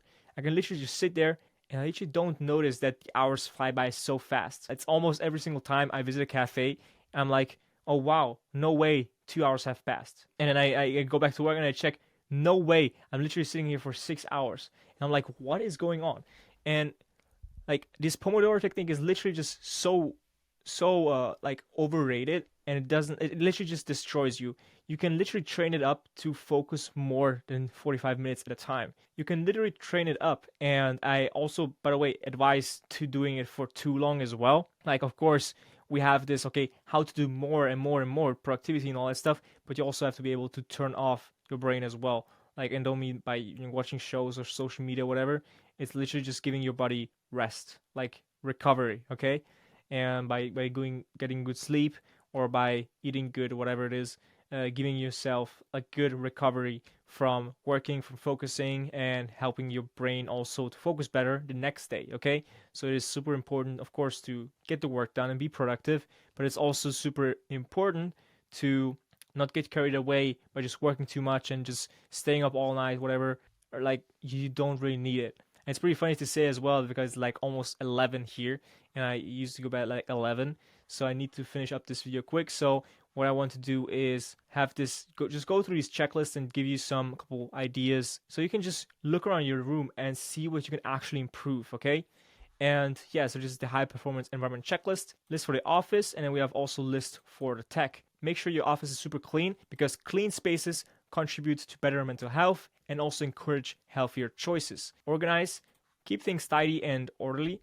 Find what you want and when you want, so you can move faster. For example, if I need a cable or whatever it is, I know I have it in my drawer in the back. I have it in a little cable bag, and I have just organized every single cable in there. And if I need to charge something, I have my cables organized. They stick out in my drawer, so they are not visible actually. They are in my drawer. If I open it up, I can just hook up everything I need. I have like whatever, 6 USB-C type cables, and I can just hook up everything I need to charge. If there is the battery for the camera, whatever, or the cooler for the camera, whatever it is, I can just plug it up real quick. I know where it is for my AirPods. If I need to charge them, or also for my AirPods, for example, when I'm charging them, I have it behind me on my charging dock. This is where I keep it. I know all the time where it is, and this way I know when I'm starting to work and putting in some AirPods that where they are, and I don't need to actually find it. And then we have natural light. Work near windows. Light is quite literally energy. The more the better. For me, for example, I have a quite, not that big, but it's a pretty okay-ish sized window. It's super good because throughout the day I get like sunlight pretty much all throughout the day. But yeah, the more windows, the more natural light you can get, the better. And then sound, silence or binaural beats, avoid working near loud noises as they distract. Again, if you like to work to music, then schedule in like working blocks with music as well. And then, of course, I can just recommend binaural beats, but not too loud. And then silence is also cool, but why not just make your environment as engaging as possible? For me, I switch up between silence, binaural beats, and sometimes also to music as well. And furniture, invest in furniture that doesn't annoy you. It should be also comfy, okay? If there's like furniture that annoys you, and for example, I had this stool that I bought and it had no back. So essentially my whole posture, of course, my lower body was engaged, and it felt super amazing. I had no issues with lower body, whatever, no back issues, but my upper body was like always just slouching forward. So it was not that comfortable, and it was a bit annoying also to sit on that for a long period of times. But it was also not created for that, of course. But what I'm just trying to say is get yourself some furniture, for example, a really comfortable chair that you want to sit on. If you like to stand, then get yourself a sit-standing desk. If you also like to do something where you're sitting, then get yourself like maybe like a little pedal, like a little treadmill. If you want to like walk while you're standing. I have a treadmill actually, but it's a little bit annoying to set it up. So I quite literally am not following this rule to a T, but I can just definitely recommend to you to invest in something that we're sitting on, especially that is something premium, that is something that is really good for you and health wise as well. And also that's something that doesn't annoy you. And yeah, then we have plants. For me, for example, I don't have plants, but I plan to get some plants in my office. So nature inspires, and it's good for mental health. Temperature, not too hot, not too cold. I know for myself, I am heating with wood, as I said in the beginning, so it gets quite warm in here. If I'm actually like burning a lot of wood, it's getting actually really hot in here. So sometimes I have like two windows up, and sometimes it sounds so silly. I'm heating up with wood, but I have my AC going if there's like really, really hot. And in the summer, I have actually my AC going, and I'm actually in here in my hoodie, in my black hoodie, just hooked up and just working with full focus. And all the people outside are just like sweating and like literally almost freezing because my AC is above me, which is pretty funny as well. And then view, bigger, brighter windows with nice views of things you like, city, nature, whatever. And of course, I will say something to this as well. But yeah, this is just one thing that helps you essentially try it out if it works for you. Some people also like to work in a shoebox where they have like literally no view because view distracts them. But for me, as an example, I really like to work with a view and with big and bright windows. I just tend to focus better and just get more done as well. And in air, open the windows, get some fresh air in your workspace. Clean air is better. I don't think I have to tell anything to that. So smells, remove bad smells and try something like incense or like whatever it is that you like to smell. Like I have a candle behind me, but I don't really like to use it anymore because the candle smoke is actually not that healthy for you. So also I used incense before. It's quite intense, like using an incense stick. So I don't really enjoy it as much as I wanted to enjoy it. So some people like it, some people don't like it. I'm just telling you, like try it out. It costs less than $20 probably to set it up. And then we have acoustics, get rugs, or just put stuff on the wall. Harsh acoustic upsets the nervous system as well. You know those acoustics where you clap and it halls like all around the whole like room. It just sounds so bad. Even just talking, you can just hear yourself like 5 times again. It's like so annoying. And I can just recommend. I have, for example, these acoustic panels that I got. These are super good. Without these, probably my room would sound a little bit worse than right now. And minimal, apply minimalism to every aspect of your life, virtually and physically. I told you how I set up my phone. Just showed you how I set up my whole desktop as well, and also my workspace here as well. So make sure that you just also seek more minimalism in your life. And especially if you're just like so all over the place and unorganized, minimalism can so much change your life from literally just one day to another. If you missed out a lot of stuff, you can just focus more on what actually matters in your life, okay? It sounds super weird and super philosophical, but it's actually not that hard. You just see whatever you don't really need. And asking this question, do I really need this? Is pretty hard when you don't have any goals. So I will definitely make a video about goals and a lesson about goals as well. Make sure you see your goals. If it's building an editing business, then what is actually something that holds you back from building an editing business, okay? For example, if you have like all these toy cars, whatever, laying around in your bedroom, whatever it is, of course it can help some way or some form to help with your creativity, but does it actually help you to build up your business as well? Or is it actually just tracking you because you're just reading all the time? Or is it like all the YouTube videos that you watch that doesn't actually help you, but or scrolling through Instagram, whatever it is, or you have like the Instagram app on your iPhone, like just download it and just remove it if this makes sense. And then we have water. Keep water within an arm's reach. Stay hydrated. So for me, example, I have always water around me, okay? Either way, I have like glass bottles of water, which I can just recommend because I don't really like plastic. Whatever you prefer. It can be like still water, and it can be also like the ones with bubbles in them, whatever it is. It can be also electrolytes water, which is super good for you.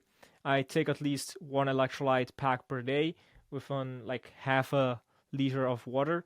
And the first thing I do when I wake up is also to drink water and hydrate myself again. And also when you're sleeping and you're breathing while you're sleeping, your breathing actually burns calories as well. And this means your body is dehydrated, okay? So what I'm trying to say is that your body is just dehydrated in the morning. So make sure you fill it up.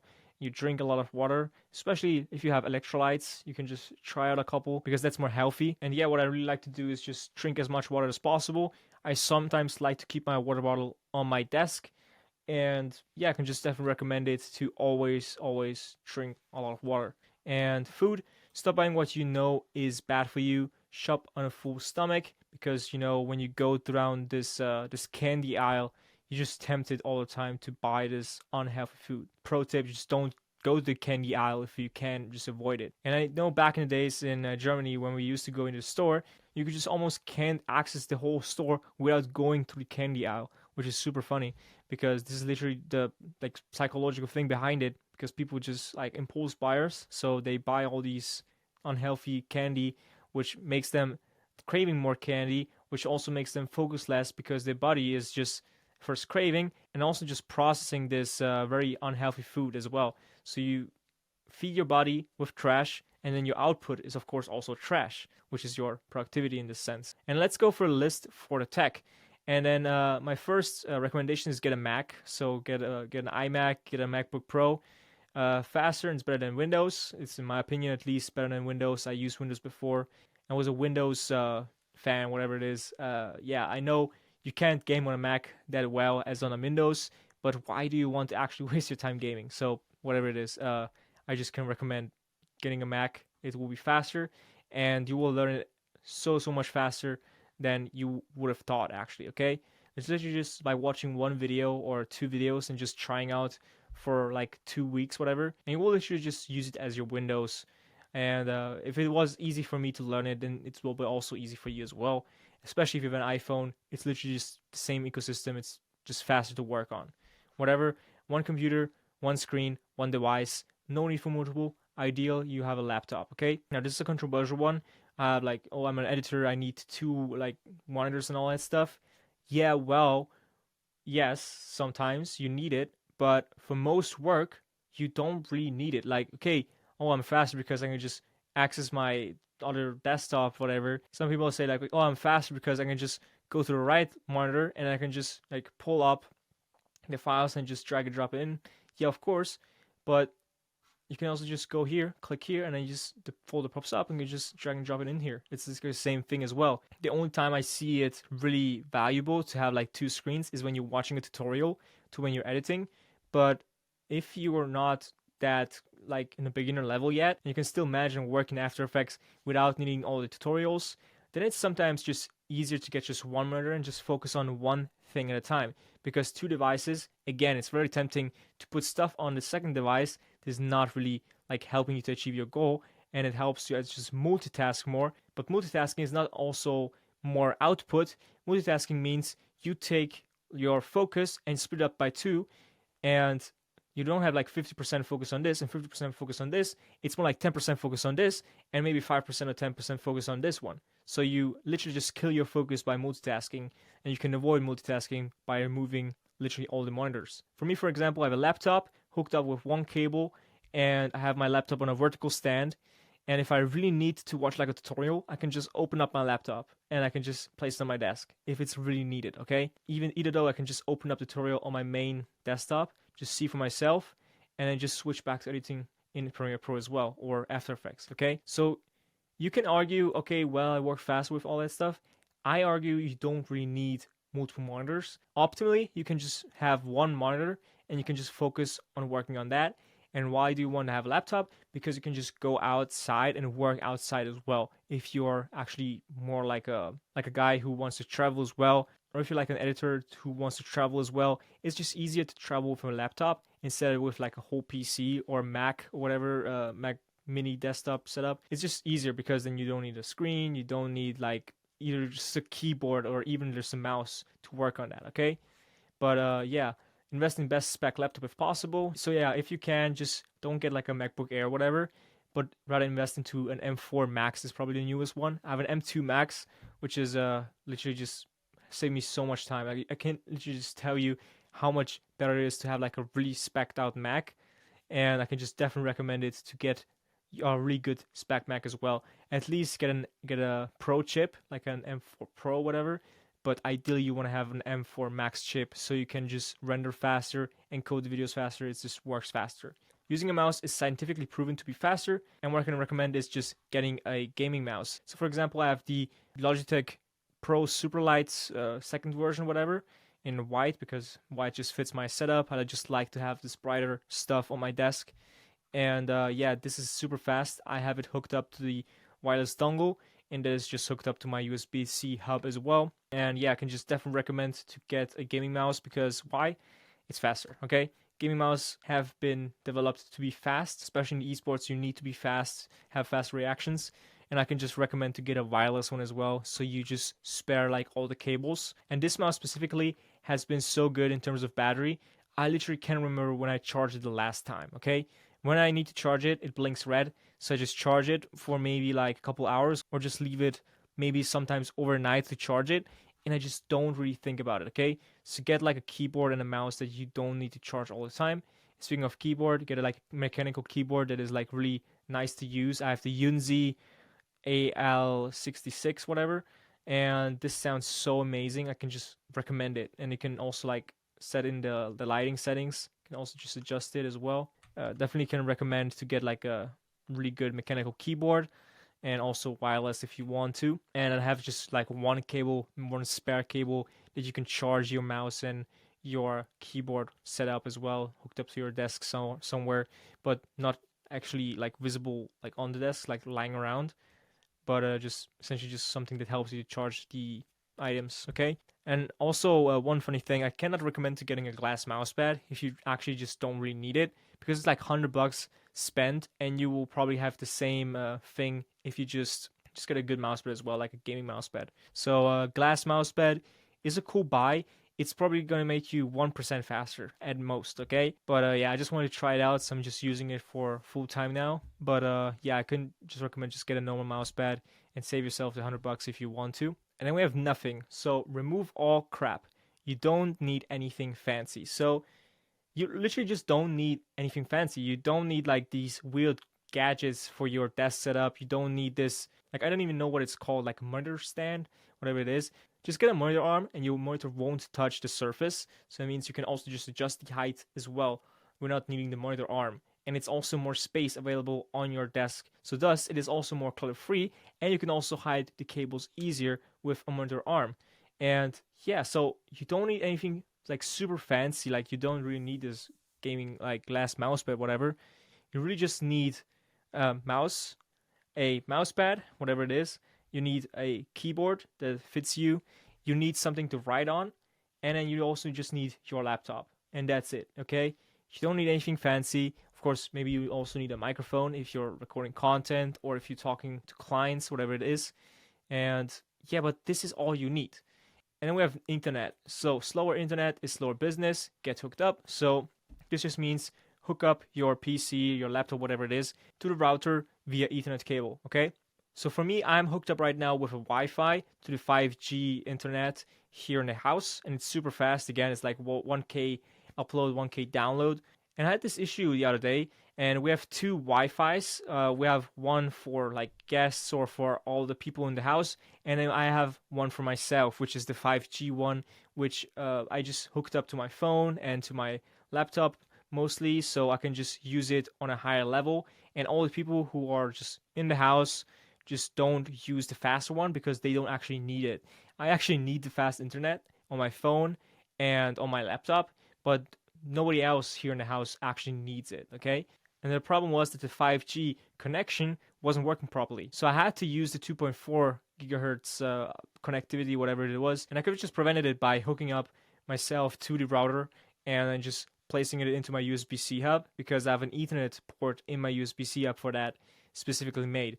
And yeah, so I can just definitely recommend it. You will have less problems with internet. And also, if you have a slow internet, make sure you check out whatever is the fastest in your area and make sure you get that, okay? Slower internet means you can have like slower upload dates, slower download rates. It's all this stuff is just slowing you down, okay? And you don't want to have all this slow-mo stuff. You don't want to actually have stuff like this slow you down, which you can literally just fix, okay? So we have one thing at a time.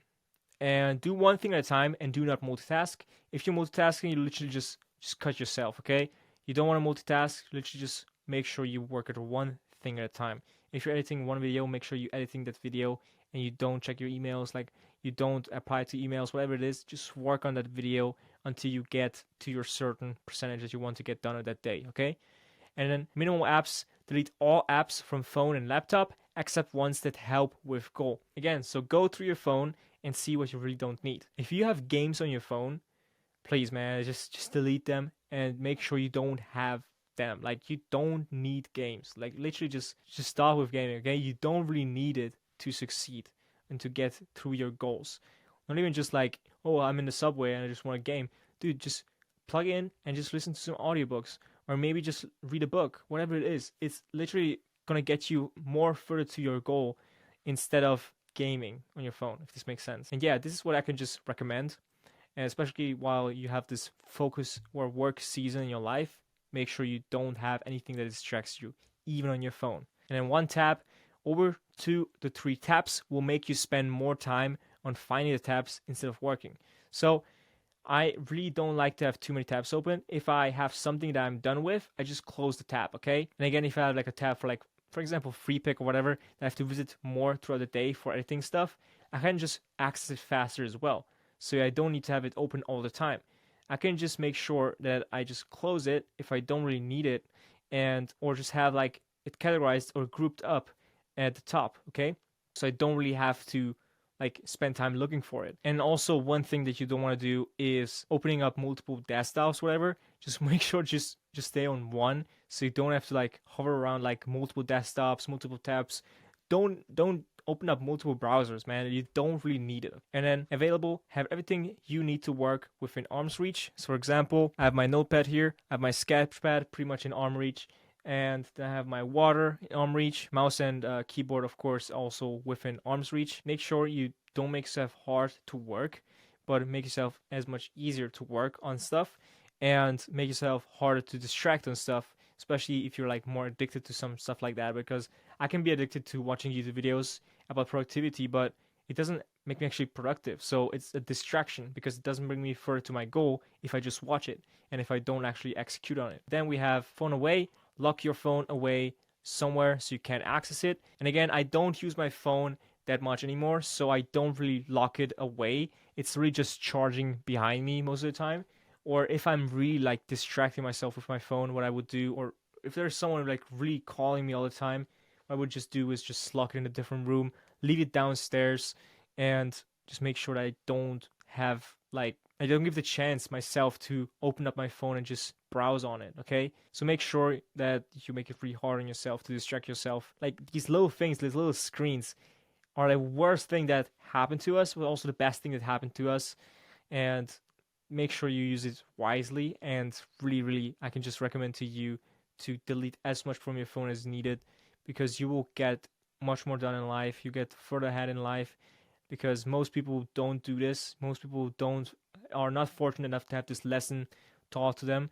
And I was fortunate enough that I found a video like that, and that explained to me more what is good, what is not good, what has actually helped them to succeed, and what they have to give up in order to like just achieve much success.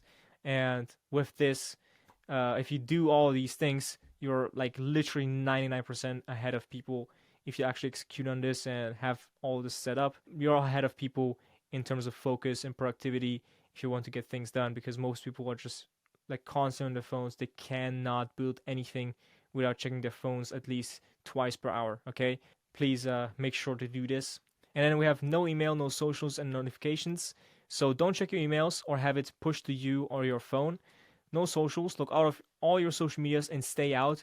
Only go on for work. And notifications, turn it all off. So this is the effort that I put through so I don't get distracted by this little thing called my phone. And I have, of course, people that can reach out to me, and I have people who can call me, and I have apps that can notify me. And these are very hand-selected, very specific apps for communication purposes that I allow myself to receive these notifications. But you don't really need to get notifications, okay? You don't need to be notified about every single email. You don't need to be notified about every single promotion that goes on in the app, or every single detail, whatever it is. You don't need it, okay? Log out of your social medias. This is the least you can do on your phone, is to log out every single time you stop using it. I can also get like a blocker, like an app blocker on your phone, which is also can be super helpful for you. Try it out for yourself. But for sure, turn all the notifications off, okay? I don't have any notifications on my desktop, except from Slack, okay? Slack is the only difference, or Discord, but other than that, I don't have any notifications on my desktop, neither in my browser, and I don't get distracted by notifications on my phone when I'm working, okay? I have it turned off. I have, again, deep work, focus mode turned on, which just allows very selected hand few notifications to get through me, okay? And clean desktop, clean up your desktop, make it minimal, like you can just see here. Oh, also, I want to talk to the background. I've actually created a couple minutes ago before I started recording this, a background pack, okay? I have this black background with focus on it. And if you want to download this very background as well for you to use on your desktop, then you can just go ahead and do that in the description. I will also make sure to add one for your phone as well.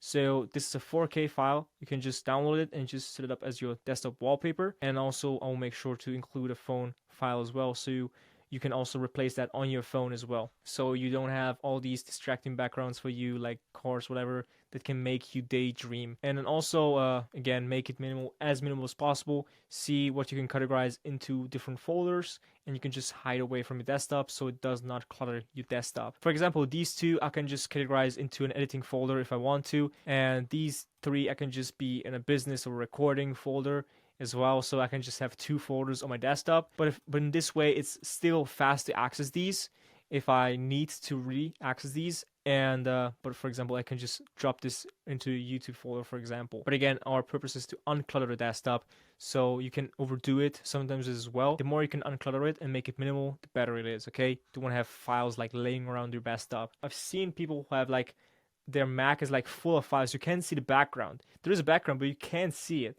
So full of files, and everything is like just laying around on top of each other, literally on top of each other. I can't imagine to work or find stuff while like having all these things lying around. It's insane to me, just thinking about it. And passwords, use a password manager like Dashlane. That's the one I like to use.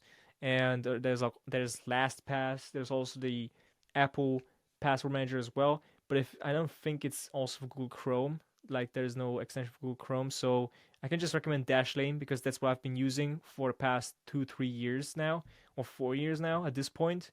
It's like $50 a year. It's super worth it. Like Dashlane to keep a log of all important passwords and private notes. And also, quick note, understand that you probably won't have or be able to have all these things immediately. For example, a good view, or to be able to afford all these things like from one day to another, okay? Know that you don't need them to succeed. It's just that they actually help you to make it as easy for you, okay? For example, with the big window, you don't really need it to succeed. I could still grow an editing business locked in a dark room with literally just a slow 1 megabyte internet, and also while just sitting on the floor. I just wouldn't have as much fun, and it would be also harder for me to do so, okay? I just spend more money on making myself pretty comfortable here and making it as easy as possible just to sit down and do my work and get things done. Because at the end of the day, if you hate your work environment, then and of course you're going to have like a bad output as well. So yeah, I hope this lesson helped you to get more clarification on what you actually need in life, what you actually need to get the work done, or what you actually want to upgrade in your life or set up if you have the actual money to do that. And I can just definitely recommend it to, stick to this list and get also as much premium high quality items as possible that help you to achieve your work faster, like an internet, like a better mouse, like a better keyboard, like a better Mac, and like a better SSD or storage, like also a notebook that feels good, a pen that feels good to write on, because they are there for you to help you to get your work done faster and more efficient, okay? And yeah, with that being said, I will see you in the next lesson.